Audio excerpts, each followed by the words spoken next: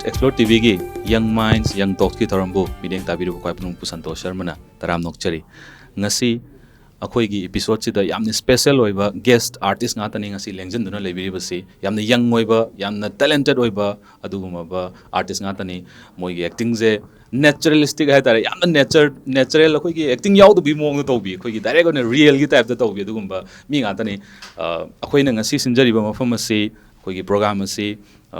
Elen Blossoms and Greens tani artist ki mathakta leiba adugumba babu prada leiba sigumba mafam sidani aduna masigi khudong chaba pibi ki damakta mafam sibu khudong chaba pibi ngta thagat phongdok chari ai matam yam sangna lodadana ai introduce to hanjage amadi yamna nungai ba wari watai ka ama khangminasi koi puna interact to minasi aina ngasigi akoi gi laibiri ba ihul gi team haidare ihul gi team jibu punna taram nokchari aham muktada introduction gi tanja ma logjage ladies first haina laksarage sangrilla dagi hopi rasi aduga introduction tawbiyo Aigi ming Sangrilla HIJAM ai Sagolban tera tumam na kai dagi ne aduga aigi baba gi ming na Kumar HIJAM mama gi ming na Banisana HIJAM aduga aigi jinnaw mari suje aduga aigi chiche gi maming na Alice HIJAM yum di pan ge aduga ai inaw pi momoko HIJAM inaw pai ton to mamaga lai munim HIJAM okay thagachari bindiya gi tunglapi ahama maktada Youth Explore TV bu yengbiriba myam pungnamakpu kai khumnabaga loinana ikoknona khoramjari aigi ming Bindiya Moirang them ai herok tagini aduga ai hojina khoyathongda leijari ai graduation loisamjare aduga aigi baba gi mingna Jiban mama gi mingna Abita ai ichilina marini nupa amaga nupi ahunga aduga aina ahalni hoji ai GBTA da student nama oina leijari thagachari Jackson amtu Han bumuktada Youth Explore TV being biba viewers namopo ikono no khurumjari amadi da Santosh pujo ikono no khurumjari ai giming Jackson yumnam ai thawal haw khadagini ai bu popi palem gimingna yumnam bemola devi aduga ai baba gimingna yumnam ingocha ai ichini naw marini ai na tonba aduga ai mathakta yamba nima ichina phaihan ai hoji thawal college ta first year kajari thagachari kasan lapiyo jambal lage ahan bamaktada Sharma bu kongnonjari aduga Youth Explore TV bisu taram nokchari amasung da Santosh pusu thank you aigi ming kamai kasan gai pu kawe aigi laifamna ragailong kabi kuldagini aigi baba gi mingna laikhitraba kamai makulan mama gi mingna kamai pejalu amasung aigi hek pokminaba inaun ba ma leijai ma gi mamingna kamai gaidem long kawe thank you thagachari priyo lakbi ahanda maktada Youth Explore TV yengbiriba viewers kadimakpu taram nokchari aduga Youth Explore TV ku thagatpa phongdoksari aigi ming Priyo Kumar Sorokhaibam aduga aigi baba gi mingna Sorokhaibam Jugin aduga aigi mama gi mingna Sorokhaibam Subadani akoi chinau mari ne aigi thakta dada ani malai aduga chichega aina iton ton bane aduga ai hoji GYANAND Beauty Designing Academy da as an artist ama oina student ama oina leijari thagachari lungdai lak anba maktada shorbu krumjari aduga Youth Explore team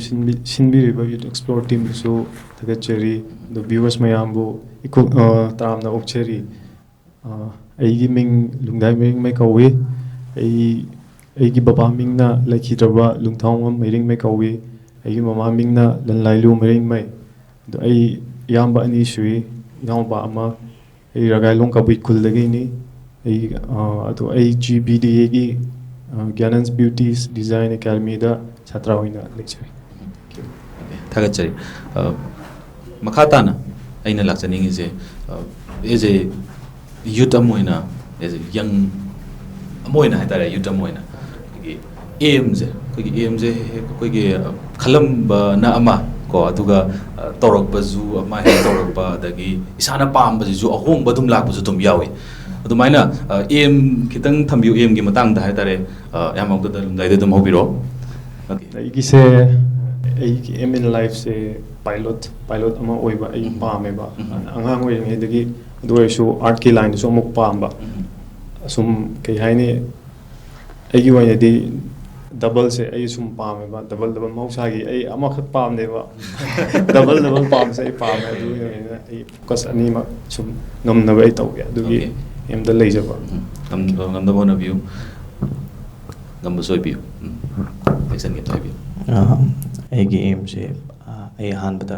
football player ꯑꯃ ꯑꯣꯏꯕ ꯄꯥꯝꯃꯦ ꯑꯗꯨꯒ ꯑꯗꯣ ꯐꯨꯠꯕꯣꯜꯁꯤ ꯀꯩꯅꯣ ꯌꯨꯝꯗꯒꯤꯗꯤ ꯀꯟꯅ support ꯂꯩꯇꯕ ꯑꯗꯨꯒ ꯑꯩꯅ ꯍꯧꯖꯤꯛ ꯍꯧꯖꯤक ꯆꯠꯂꯤꯕ ꯑꯥꯔꯠꯀꯤ ꯂꯝꯕꯤꯁꯦ ꯁꯤꯗꯗꯤ ꯁꯞꯄꯣꯔꯠ ꯌꯥꯝ ꯇꯧꯕꯤꯌꯦ ꯌꯨꯝꯅ ꯑꯗꯨꯅ ꯑꯩ ꯃꯈꯥ ꯇꯥꯔꯛꯄꯗ ꯑꯗꯨꯝ ꯐꯨꯠꯕꯣꯜꯁꯤꯅ ꯑꯗꯨꯝ ꯁꯨꯝ ꯑꯩ ꯍꯛꯆꯥꯡ ꯍꯣꯕꯤ ꯍꯣꯏ ꯑꯗꯨꯒ ꯑꯩ ꯆꯠꯂꯤꯕ ꯑꯥꯔꯠꯀꯤ ꯂꯥꯏꯟꯁꯦ ꯁꯤꯗ ꯐꯖꯅ ꯃꯥꯏ ꯑꯣꯟꯁꯤꯜꯂꯒ ꯃꯌꯥꯝꯒꯤ ꯁꯦꯕꯥ ꯇꯧꯔꯒ ꯃꯌꯥꯝꯅ ꯌꯥꯕꯤꯕ ꯑꯥꯔꯇꯤꯁ ꯑꯃ ꯑꯣꯏꯔꯒ ꯂꯩꯖꯒꯦꯅ ꯈꯟꯖꯩ ꯊꯦꯡꯛ ꯌꯨ ꯁꯪꯒꯤꯜꯂꯥꯒꯤ ꯑꯩꯒꯤ ꯑꯦꯝ ꯏꯟ ꯂꯥꯏꯐꯁꯤꯅ ꯖꯦꯅꯔꯦꯜ ꯂꯥꯏꯟꯁꯦ ꯁꯨꯝ ꯆꯠꯂꯒ ꯕꯤꯖꯤꯅꯦꯁ ꯈꯔ ꯇꯧꯒꯦ ꯏꯟꯇꯔꯄ꯭ꯔꯤꯅꯔ ꯑꯃ ꯑꯣꯏꯒꯦꯅ ꯈꯜꯂꯦ ꯑꯗꯨꯒ ꯍꯧꯖꯤꯛꯁꯨ ꯑꯗꯨꯝ ꯈꯜꯂꯤ ꯑꯥꯔꯇꯤꯁ ꯑꯃ ꯑꯣꯏꯔꯁꯨ ꯑꯣꯏꯕ ꯌꯥꯗꯦ ꯍꯥꯏꯕꯗꯤ ꯂꯩꯇꯕꯅꯤꯅ ꯑꯩ ꯃꯇꯨꯡꯗꯁꯨ ꯑꯣꯏꯒꯦꯅ ꯑꯗꯨꯝ ꯈꯜꯂꯤ business girl business women plus artist ꯀꯣ ꯑꯗꯨꯃꯥꯏꯅ ꯑꯣꯏꯒꯦꯅ ꯍꯥꯏꯕꯤꯕꯅꯤ ꯕꯤꯟꯗꯤꯌꯥꯒꯤ ꯍꯥꯏꯕꯤꯌꯨ ꯑꯩꯗꯤ ꯑꯗꯨꯝ ꯑꯉꯥꯡ ꯑꯣꯏꯔꯤꯉꯩꯗꯒꯤ ꯑꯥꯔꯇꯤꯁ ꯑꯣꯏꯕꯁꯦ ꯑꯗꯨꯝ ꯄꯥꯝꯖꯔꯛꯑꯦ ꯍꯥꯏꯗꯤ ꯑꯉꯥꯡ ꯑꯣꯏꯔꯤꯉꯩꯗꯒꯤ ꯍꯧꯅ ꯑꯗꯨꯝ ꯐꯤꯂꯝꯒ ꯌꯦꯡꯕꯁꯦ ꯑꯉꯥꯡꯒ ꯊꯣꯛꯂꯛꯄꯗ ꯁꯨꯝ ꯁꯤ ꯑꯉꯥꯡꯁꯦ ꯑꯩꯅꯒ ꯁꯥꯔꯗꯤ ꯀꯥꯏꯅ ꯑꯗꯨꯝ ꯈꯜꯂꯒ ꯑꯗꯨꯝ ꯂꯥꯛꯄꯗꯣ ꯑꯗꯨꯗꯨꯅ ꯍꯧꯖꯤꯛꯁꯨ ꯑꯗꯨꯝ ꯑꯐꯕ ꯑꯦꯛꯇꯔ ꯑꯃ ꯑꯣꯏꯒꯦꯅ ꯑꯗꯨꯝ ꯈꯜꯂꯦ ꯇꯨꯡꯗ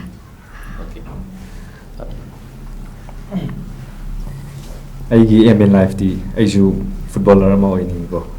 ꯑꯗꯨꯒ ꯑꯥꯔꯃꯤ ꯑꯣꯐꯤꯁꯔ ꯍꯥꯏꯕꯗꯣ ꯑꯗꯨ ꯄꯥꯝꯖꯩ ꯑꯗꯨꯕꯨ ꯐꯦꯃꯤꯂꯤꯒꯤ ꯈꯤꯇꯪ ꯈꯨꯗꯣꯡꯆꯥꯗꯕ ꯌꯥꯎꯕꯅꯤꯅ ꯑꯩꯁꯦ ꯇꯧꯕꯗꯤ ꯉꯝꯖꯗ꯭ꯔꯦ ꯑꯗꯨꯕꯨ ꯍꯣꯠꯅꯒꯦꯗꯤ ꯍꯧꯖꯤꯛꯁꯨ ꯈꯜꯂꯤ ꯑꯃꯁꯨꯡ ꯑꯩꯅ ꯍꯧꯖꯤꯛ ꯑꯥꯔꯠꯀꯤ ꯂꯥꯏꯟꯗ ꯆꯪꯂꯒ GBDAꯒꯤ ꯑꯦꯀꯥꯗꯃꯤꯗ ꯑꯩꯅ ꯍꯧꯖꯤꯛ ꯁ꯭ꯇꯨꯗꯦꯟ ꯑꯃ ꯑꯣꯏꯅ ꯂꯩꯖꯔꯤ ꯑꯗꯨꯒ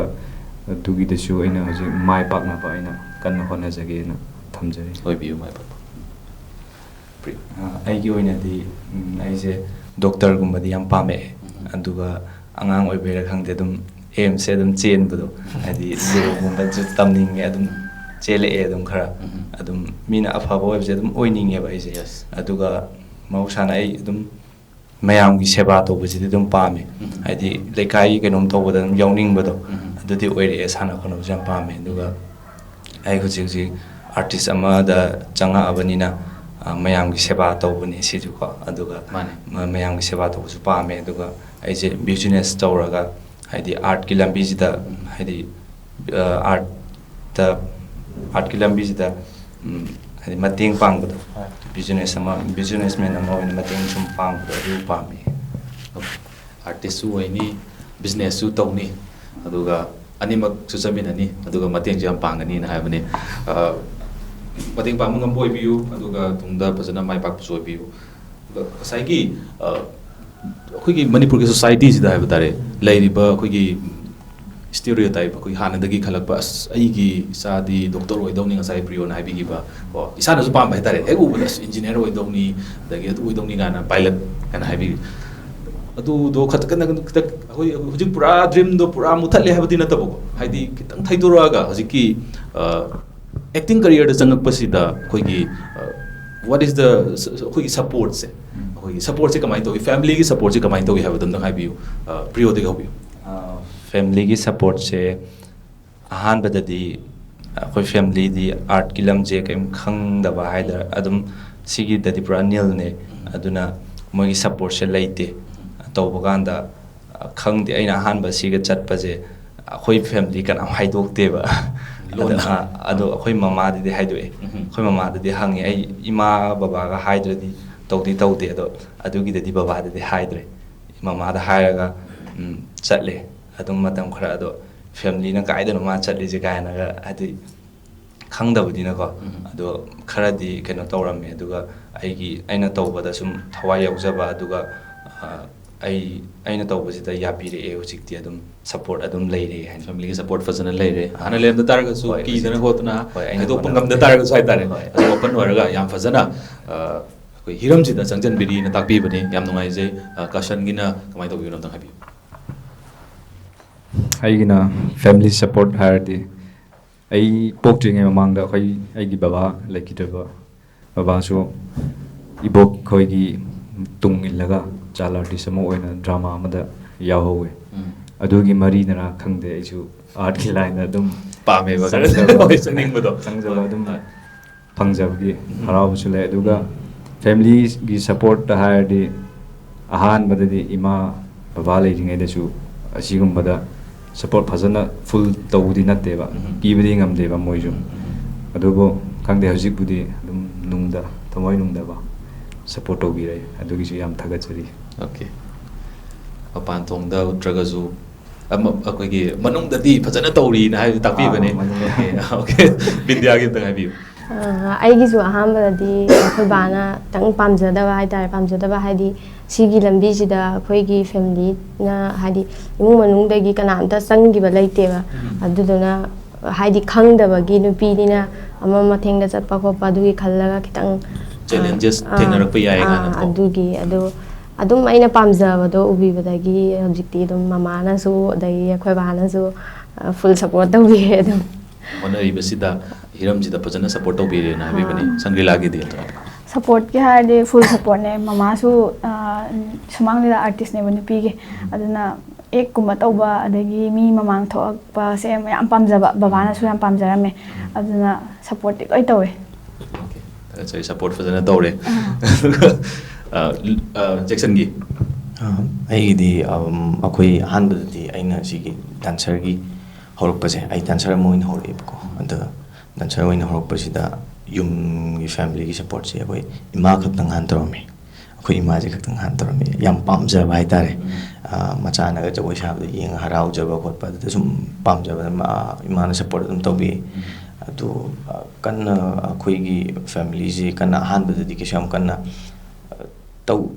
ꯑꯩꯅ ꯍꯣꯠꯅꯔꯤꯕꯗꯨ ꯑꯗꯨꯝ ꯍꯣꯠꯅꯖꯔꯒꯁꯨ ꯃꯌꯥꯝ ꯀꯟꯅ ꯌꯦꯡꯁꯤꯟꯕꯤꯔꯛꯇꯕ ꯍꯥꯏꯇꯥꯔꯦ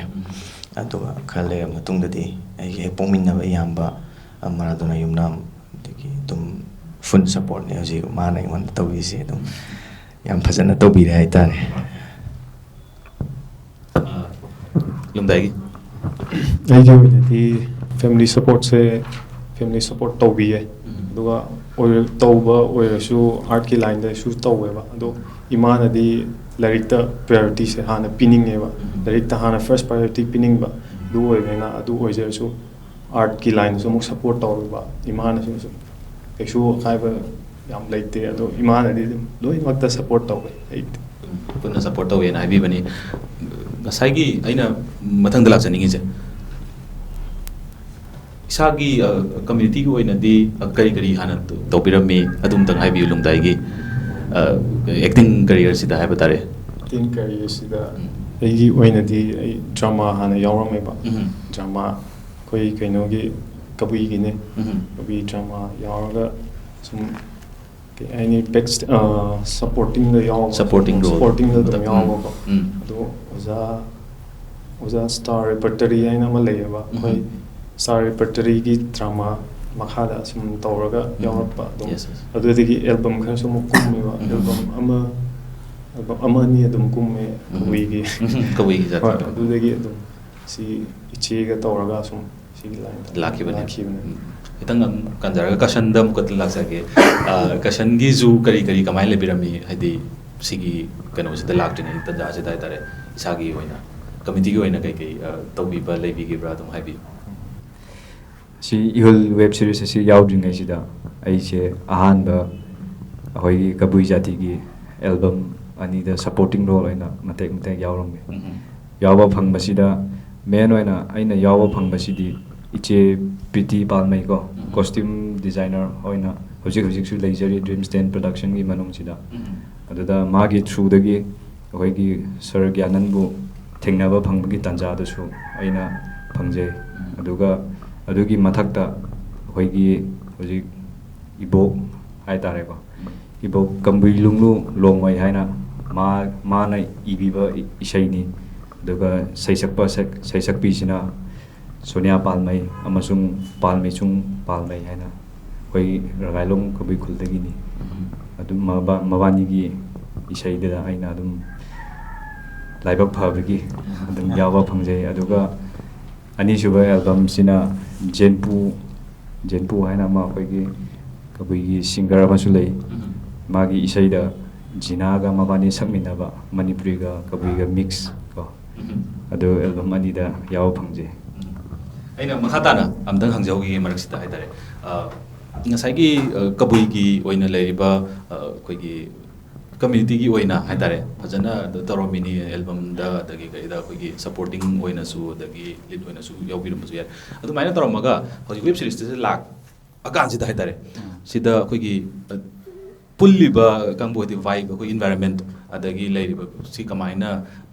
ꯑꯦꯛꯁꯄꯤꯔꯤꯌꯦꯟꯁ ꯀꯃꯥꯏꯅ ꯇꯧꯕꯤ ꯑꯗꯨꯒ ꯀꯩꯀꯩ ꯆꯦꯂꯦꯟꯖꯦꯁ ꯂꯩꯕꯤꯅ ꯑꯝꯇꯪ ꯊꯝꯕꯤꯌꯨ ꯑꯩ ꯂꯨꯝꯗꯥꯏꯗ ꯍꯥꯟꯅ ꯂꯥꯛꯆꯒꯦ ꯐꯥꯏꯚ ꯍꯥꯏꯔꯒꯗꯤ ꯑꯩꯈꯣꯏꯒꯤ ꯀꯕꯨꯏꯒꯤꯅ ꯃꯥꯔꯀꯦꯠꯁꯦ ꯈꯔ ꯑꯩꯈꯣꯏ ꯀꯩ ꯍꯥꯏꯅꯤ ꯄꯤꯛꯀꯦꯕꯀꯣ ꯃꯥꯔꯀꯦꯠꯁꯦ ꯄꯤꯛꯄꯅꯤꯅ ꯑꯦꯛꯁꯄꯤꯔꯤꯌꯦꯟꯁꯁꯦ ꯈꯤꯇꯪ ꯌꯥꯝ ꯋꯥꯡꯗ꯭ꯔꯦ ꯑꯗꯣ ꯁꯣꯝꯒꯤ ꯀꯩ ꯍꯥꯏꯅꯤ ꯁꯣꯝꯒꯤꯁꯤꯅ ꯑꯃꯨꯛ ꯈꯤꯇꯪ ꯋꯥꯡꯕ ꯍꯥꯏꯇꯥꯔꯦ ꯑꯗꯨꯒꯤ ꯃꯥꯔꯀꯦꯠ ꯑꯆꯧꯕꯁꯨ ꯂꯩꯕꯅꯤꯅ ꯃꯣꯏꯒꯤ ꯑꯦꯛꯁꯄꯤꯔꯤꯌꯦꯟꯁꯅ ꯁꯨꯝ ꯒ꯭ꯔꯨꯝꯁꯨ ꯍꯦꯜꯂꯛꯄ ꯑꯩꯈꯣꯏꯗ ꯁꯨꯝꯕ ꯑꯦꯛꯁꯄꯤꯔꯤꯌꯦꯟꯁꯁꯦ ꯃꯌꯥꯝ ꯐꯪꯉꯦ ꯑꯗꯨꯒ ꯁꯝꯅ ꯍꯥꯏꯔꯕ ꯍꯥꯟꯅꯗꯤ 이만하바 그냥 미 ꯌꯥꯝꯁꯨ ꯄꯨꯟꯗꯦꯕ ꯑꯗꯨ ꯑꯩꯒꯤ ꯑꯗꯨ ꯑꯣꯏꯕꯅꯤ나 ꯑꯩ ꯂꯣꯟꯗꯁꯨ ꯈꯤꯇꯪ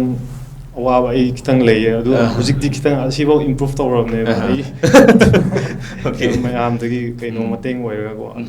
ꯑꯗꯨꯝꯕꯗꯣ ꯌꯥꯝ ꯊꯦꯡꯅꯩ ꯀꯁꯟ ꯑꯝꯇꯪ ꯍꯥꯏꯕꯤꯔꯝꯃꯣ ꯑꯗꯨꯒ ꯑꯩꯒꯤ ꯃꯣꯠꯇ ꯍꯥꯏꯖꯔꯒꯅ ꯍꯣꯏ ꯍꯧꯖꯤꯛ ꯂꯨꯝꯒꯥꯏꯅ ꯍꯥꯏꯔꯤꯕꯁꯦ ꯑꯩꯈꯣꯏꯒꯤ ꯀꯕꯨꯏꯒꯤ ꯐꯤल्म ꯏꯟꯗꯁꯇ꯭ꯔꯤꯁꯤꯒꯤꯗꯗꯤ ꯈꯤꯇꯪ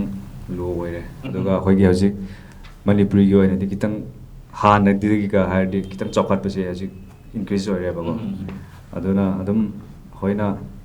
ꯍꯧꯖꯤꯛ ꯆꯠꯊꯔꯛꯏꯕ ꯄꯨꯜꯂꯛꯏꯕ ꯃꯌꯥꯝꯁꯦ ꯅꯨꯡꯉꯥꯏ ꯌꯥꯝꯅ ꯑꯗꯨꯒ ꯑꯩꯈꯣꯏꯅ ꯃꯅꯤꯄꯨꯔꯤ ꯂꯣꯟ ꯍꯥꯏꯕꯁꯦ ꯁꯨꯗꯦꯕ ꯐꯖꯅꯀꯣ ꯈꯤꯇꯪ ꯆꯝꯅ ꯁꯨꯇꯤꯡ ꯅꯠꯇꯕ ꯃꯇꯝꯗ ꯑꯗꯨꯝ ꯉꯥꯡꯕꯗꯗꯤ ꯑꯗꯨꯝ ꯅꯨꯡꯉꯥꯏꯕ ꯐ꯭ꯂꯨꯌꯦꯟ ꯑꯣꯏꯕꯁꯨ ꯌꯥꯎꯋꯦ ꯑꯣꯏꯗꯕꯁꯨ ꯌꯥꯎꯋꯦ ꯑꯗꯨꯕꯨ ꯁꯨꯇꯤꯡ ꯍꯦꯛ ꯍꯥꯏꯔꯛꯄꯗꯀꯣ ꯈꯔ ꯄꯜꯂꯦꯕ ꯈꯤꯇꯪ ꯄꯟꯕ ꯑꯗꯨꯒ ꯑꯩꯅ ꯍꯥꯏꯅꯤꯡꯕ ꯋꯥꯍꯩ ꯋꯥꯈꯜꯗꯗꯤ ꯂꯩꯕ ꯑꯗꯣ ꯍꯥꯏꯗꯣꯛꯄꯗꯤ ꯉꯝꯗꯕ ꯑꯗꯨꯒꯨꯝꯕ ꯌꯥꯝ ꯊꯦꯡꯅꯩ ꯍꯥꯏꯅꯤꯡꯕ ꯋꯥꯍꯩ ꯍꯥꯏꯗꯣꯛꯄ ꯉꯝꯗꯕ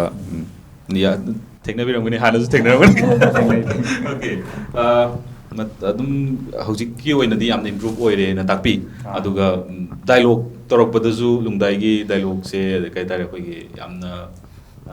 ꯏꯅꯣꯁꯦꯟꯠ ꯍꯥꯏꯒꯗ꯭ꯔꯥ ꯑꯩꯈꯣꯏꯒꯤ ꯉꯥꯡꯊꯣꯛꯄꯗ ꯁꯠ ꯂꯥꯎꯅꯗꯤ ꯉꯥꯡꯊꯣꯛꯈ꯭ꯔꯒ ꯑꯩꯈꯣꯏ ꯌꯥꯝꯅ ꯅꯨꯡꯉꯥꯏꯕ ꯑꯗꯨꯒꯨꯝꯕ ꯗꯥꯏꯂꯣഗ് ꯀꯌꯥ ꯑꯃꯁꯨ ꯌꯥꯎꯏ ꯑꯩ ꯃꯇꯥꯡ ꯆꯥꯅ ꯑꯩ ꯑꯗꯨꯒꯤꯁꯨ ꯇꯟꯖꯥ ꯁꯨꯡꯁꯣꯏ ꯁꯣꯏꯗꯅ ꯂꯧꯖꯔꯛꯈꯤꯒꯦ ꯃꯊꯪꯗ ꯑꯩꯅ ꯂꯥꯛꯆꯅꯤꯡꯉꯤꯁꯦ ꯉꯁꯥꯏꯒꯤ 이훌기 웹 시리즈ꯁꯤ ꯑꯩꯈꯣꯏꯒꯤ ꯃꯅꯤꯄꯨꯔꯒꯤ ꯑꯣꯏꯅ ꯑꯍꯥꯟꯕꯅꯤ ꯁꯤꯗꯩꯁꯤꯗ ꯌꯥꯝꯅ ꯑꯩꯈꯣꯏꯒꯤ ꯗꯤꯐ꯭ꯔꯦꯟꯠ ꯑꯩꯈꯣꯏꯒꯤ ꯌꯨꯅꯤꯛ ꯑꯣꯏꯕ ꯍꯥꯏꯇꯥꯔꯦ ꯑꯗꯒꯤ ꯁꯤꯒꯤ ꯃꯅꯨꯡꯁꯤꯗ ꯑꯃꯨꯛ ꯑꯩꯈꯣꯏꯒꯤ ꯂꯩꯔꯤꯕ ꯇꯣꯉꯥꯟ ꯇꯣꯉꯥꯟꯕ ꯀꯝꯃ꯭ꯌꯨꯅꯤꯇꯤꯁꯤꯡꯁꯦ ꯁꯔꯨꯛ ꯄꯨꯟꯅ ꯌꯥꯍꯜꯂꯛꯄ ꯑꯗꯒꯤ ꯑꯃꯨꯛ ꯌꯨꯠꯇ ꯄꯨꯔꯥ ꯕꯦꯁ ꯇꯧꯔꯒ ꯇꯧꯔꯛꯄ ꯍꯥꯏꯇꯥꯔꯦ ꯑꯗꯒꯤ ꯄꯨꯔꯥ ꯇꯣꯉꯥꯟꯅ ꯇꯥꯔꯒ ꯑꯗꯨꯝ ꯂꯩꯕ ꯑꯗꯨꯒ ꯄ꯭ꯂꯁ ꯑꯗꯒꯤ ꯑꯦꯛꯇꯤꯡꯒꯤ ꯍꯤꯔꯝꯁꯤꯗ ꯑꯃꯨꯛ ꯍꯥꯏꯔꯛꯑꯒꯅ ꯑꯦꯛꯇꯤꯡꯁꯦ ꯄꯨꯔꯥ ꯑꯩꯈꯣꯏꯒꯤ ꯀꯩ ꯍꯥꯏꯇꯥꯔꯦ ꯅꯦꯆꯔꯦꯜ ꯄꯨꯔꯥ ꯇꯥꯕ ꯔꯤꯌꯦꯂꯤꯇꯤ ꯍꯥꯏꯇꯥꯔꯦ ꯁꯤꯒꯤ ꯁꯨꯃꯥꯏꯅ ꯂꯥꯛꯄꯁꯤ ꯀꯃꯥꯏꯅ ꯍꯥꯏꯅꯤꯡꯉꯤ ꯁꯤꯒꯤ ꯃꯇꯥꯡꯁꯤꯗ ꯀ꯭ꯂꯥꯁꯀꯁꯦ ꯍꯦꯛꯇ ꯄꯨꯡ 10ꯗꯩ ꯍꯧꯔꯒ 12ꯐꯥꯎꯒ ꯇꯧꯕꯤꯒ ꯌꯥꯎꯖꯥꯠꯂ ꯑꯍꯤꯡꯒꯤꯒ ꯀꯃꯥꯏꯅ ꯇꯧꯏꯗꯣ ꯈꯤꯇꯪ ꯈꯪꯖꯒꯦꯕ ꯑꯗꯨꯒꯤ ꯃꯇꯥꯡꯗꯨꯗ ꯖꯦꯛꯁꯟꯗꯒꯤ ꯑꯝꯇ ꯍꯧꯕꯤꯔꯣ ꯏꯁꯦꯡ ꯁꯦꯡꯅ ꯍꯥꯏꯔꯀꯥꯟꯗ ꯑꯩꯈꯣꯏꯒꯤ 이훌ꯁꯦ ꯑꯍꯥꯟꯕꯁꯨ ꯑꯣꯏꯔꯦ ꯑꯗꯨꯒ ꯃꯌꯥꯝꯅ ꯅꯨꯡꯁꯤꯕꯤꯕ ꯑꯗꯨꯒ ꯃꯌꯥꯝꯅ ꯊꯧꯒꯠꯄꯤꯕ ꯑꯩꯈꯣꯏꯅ ꯈꯤꯇꯪ ꯍꯣꯠꯅꯖꯔꯨꯕꯗꯣ ꯃꯌꯥꯝꯅ ꯅꯨꯡꯁꯤꯕꯤꯕꯒꯤꯅꯦ ꯑꯗꯣ 이생 ꯁꯦꯡꯅ ꯑꯩꯈꯣꯏ ꯀ꯭ꯂꯥꯁ ꯒ꯭ꯔꯨꯃꯤꯡ ꯀ꯭ꯂꯥꯁ ꯌꯥꯝ ꯇꯧꯋꯦ ꯁꯇꯔꯗꯦꯒ ꯁꯟꯗꯦꯒ ꯑꯗꯨꯝ ꯑꯥꯔꯇꯤꯁ ꯁꯦꯅꯤꯌꯔ ꯑꯥꯔꯇꯤꯁꯁꯤꯡ ꯃꯌꯥꯝ ꯀꯧꯔꯒ ꯆꯦ ꯇꯣꯟꯊꯣꯏ ꯑꯗꯒꯤ ꯂꯩꯔꯤꯕ ꯑꯗꯨꯝ ꯑꯩꯈꯣꯏꯒꯤ ꯁ꯭ꯀ꯭ꯔꯤꯞꯇꯪ ꯏꯕ ꯑꯣꯏꯇꯥꯔꯒꯁꯨ ꯁ꯭ꯀ꯭ꯔꯤꯞ ꯏꯕꯒꯤ ꯅꯣꯂꯦꯖ ꯗꯥ ꯇꯦꯟꯖꯤꯡ ꯑꯩꯈꯣꯏ ꯄꯨꯟꯖꯜꯂꯒ ꯍꯥꯏꯇꯥꯔꯦ ꯑꯥꯔꯇꯤꯁꯁꯤꯡ ꯄꯨꯟꯖꯜꯂꯒ ꯁꯨꯃꯥꯏꯅ ꯏꯒꯗꯧꯅꯤ ꯁ꯭ꯀ꯭ꯔꯤꯟ ꯄ꯭ꯂꯦ ꯍꯥꯏꯁꯤ ꯁꯨꯃꯥꯏꯅ ꯇꯧꯗꯧꯅꯤ ꯍꯥꯏꯗꯤ ꯑꯣꯖꯥꯅꯁꯨ ꯑꯣꯖꯥ ꯒ꯭ꯌꯥꯅꯟꯅꯁꯨ ꯍꯥꯏꯗꯤ ꯒ꯭ꯔꯨꯃꯤꯡ ꯌꯥꯝ ꯇꯧꯕꯤ ꯑꯦꯗꯚꯥꯏꯁ ꯌꯥꯝ ꯄꯤꯕꯤꯕ ꯑꯗꯨꯒ ꯏꯁꯦꯡ ꯁꯦꯡꯅ ꯍꯥꯏꯔꯀꯥꯟꯗꯗꯤ ꯑꯩꯈꯣꯏ 이훌ꯁꯦ ꯇꯧꯗ꯭ꯔꯤꯀꯥꯟꯗ ꯍꯥꯏꯇꯥꯔꯦ ꯑꯥꯔꯇꯤꯁ ꯑꯣꯏꯗꯧꯕꯁꯤꯡꯁꯦ ꯑꯣꯖꯥꯒꯤ ꯃꯥꯏꯟꯗ ꯂꯣꯏꯅ ꯂꯩꯔꯕ ꯃꯇꯨꯡꯗ ꯍꯥꯟꯅ ꯑꯩꯈꯣꯏꯒꯤ ꯅꯦꯆꯔꯁꯦ ꯍꯥꯏꯗꯤ ꯑꯩꯈꯣꯏꯒꯤ ꯕꯤꯍꯦꯞ ꯂꯣꯏꯅ ꯈꯪꯗꯣꯛꯑꯕ ꯃꯇꯨꯡꯗ ꯀꯦꯔꯦꯛꯇꯔꯁꯤꯡꯁꯦ ꯄꯤꯕꯤꯔꯛꯄ ꯍꯥꯏꯇꯥꯔꯦ ꯑꯗꯨꯝ ꯌꯥꯝꯅ ꯅꯨꯡꯉꯥꯏꯍꯟꯕ ꯅꯨꯡꯗꯥꯏꯒꯤ ꯀꯦꯔꯦꯛꯇꯔꯗ ꯌꯥꯝ ꯐꯖꯅ ꯍꯥꯏꯗꯤ ꯅꯨꯡꯗꯥꯏꯁꯤ ꯌꯥꯝ ꯃꯁꯛ ꯊꯣꯛꯄ ꯌꯥꯝ ꯐꯖꯕ ꯍꯥꯏꯇꯥꯔꯦ ꯑꯗꯨꯝ ꯄꯤꯕꯤꯌꯨ ꯑꯩꯈꯣꯏ ꯈꯨꯗꯤꯡꯃꯛ ꯍꯥꯏꯇꯥꯔꯦ ꯑꯣꯖꯥꯅ ꯆꯞ ꯃꯥꯟꯅꯅ ꯑꯗꯨꯝ ꯌꯦꯡꯕꯤꯔꯒ ꯑꯗꯨꯝ ꯄꯤꯕꯤ ꯈꯨꯗꯤꯡꯃꯛ ꯌꯥꯎꯔꯛꯄ ꯈꯨꯗꯤꯡꯃꯛ ꯍꯥꯏꯇꯥꯔꯦ ꯑꯗꯨꯅ ꯑꯗꯨꯝ ꯃꯌꯥꯝꯅꯁꯨ ꯅꯨꯡꯁꯤꯕꯤꯕꯒꯤꯅꯤ ꯑꯗꯨꯒ ꯑꯣꯖꯥꯁꯤꯡ ꯑꯗꯒꯤ ꯗꯥ ꯇꯦꯟꯖꯤꯡ ꯍꯣꯏ ꯃꯌꯥꯝꯅ ꯍꯣꯠꯅꯕꯤꯔꯒ ꯑꯩꯈꯣꯏꯅ ꯈꯔ ꯈꯔ ꯍꯣꯠꯅꯖꯔꯨꯕꯗꯣ ꯑꯗꯨꯅ ꯃꯌꯥꯝꯅ ꯍꯦꯟꯅ ꯅꯨꯡꯁꯤꯕꯤꯕꯒꯤꯅꯦ ꯊꯝꯖꯅꯤꯡꯉꯤ Okay. Overall credit sidi kanada bibingini Sangrilla moram tak lojak. Overall credit sidi dagan oza da dum pijaninge. Ngasai gi tarai ba Hoi. punang ko. Yam nuai je mathang je ai dialogue amagi khoi gi tanjab tang lojak dialogue tang tawbiu aina tawonjani ga dialogue se khoi gi episode 7 dagi patch up episode to adugi last ki khoi gi hekta mukhaina ruraga hekta sauna ruraga na punjalakpagi adugi tanja to amtang khoi tajage uzage haitare real haitare adugi tanja to logjage mai yam mai da thamaga dum khoi manage to mai yamna haibadi natte doi tagasu haidi yengbiriba miyamna soigiba langiba yarogasu ngakpigani adum tawjarake tawbi hobi Manangba silo chongu ke droge atu tum tawle ko ai shai le ramagi kasan nangju ba ngasi chattaw bung ngarang khairi kemta su jamin adi hobi amta changu ke droge Manangba kaidaurido duda chongo la sonda la o kaino kasan nayum mi la kaino nang kaudidna Malangba lao chango dingko dingko ai lan pheba malangba lao chango nang hojik soi bu sa hoiro lao chango nayumang nikhala chango lao malangba Kasan nangonda ina haikiba mayamdo nang aibu warauguno ko kasan malangba aina matik chaba mi moiba ngamdrabasu nangdi matik chaba mi moiraga thulo ko kasan malangba thank you ege puni lo chingjan ge haitare taw matamda yamna nungai duga khoi mayai da lingjan beri bai tare Ti moi dialogue to ta ne kap ni nge ya. kap ke tawre okay kap thok piu khoi na nungai ba yam emotional oi ba aduga akoina mana khoi yul gi timuna bagi tanja ma phange ga na sumaina haibi matamda khoi maru mapang sing as adugi matang do tang tawi yam nungsi ba adu na ha sing nu yam yeng ba hekta khoi khana chaina ba dum yawi dana be chap ka togi wi matang da hekta pam ba ma oi ba duna ai yam na khoi lei ba kano ji kudong cha da tar ga sum tang si gi matang di lau jau ge na tok jau bani yam nungai jai yam na kano tong na tobi re yam energetic oi na tobi re mathang da khoi character da Leina ga Angobi ga sigi Yam matang tang logjage sigi matang sida khoi Leina na khoi kano da advice ka pibe matang gi khoi terrace da khoi ma kano gi le ma painting ma da khoi draw to le ma ga du matang chang pagi matang du gi kitang sagat piraga happy to bi Price kena to. price to oi matang saurap ka ngang matang gi to How good lang ni. Yam sang do male do mati ama tawai. mate tan to bi ye mate tan to Mako ke tawri sangani. My price kena tang. price gi matang to bi aduga price matang han to bi Nang price yang pambra. Ha. Nang price yang pambra. Se. Sinda sinda ne. Nang gi price to. Lening ba lening chalo. Chala. Chala.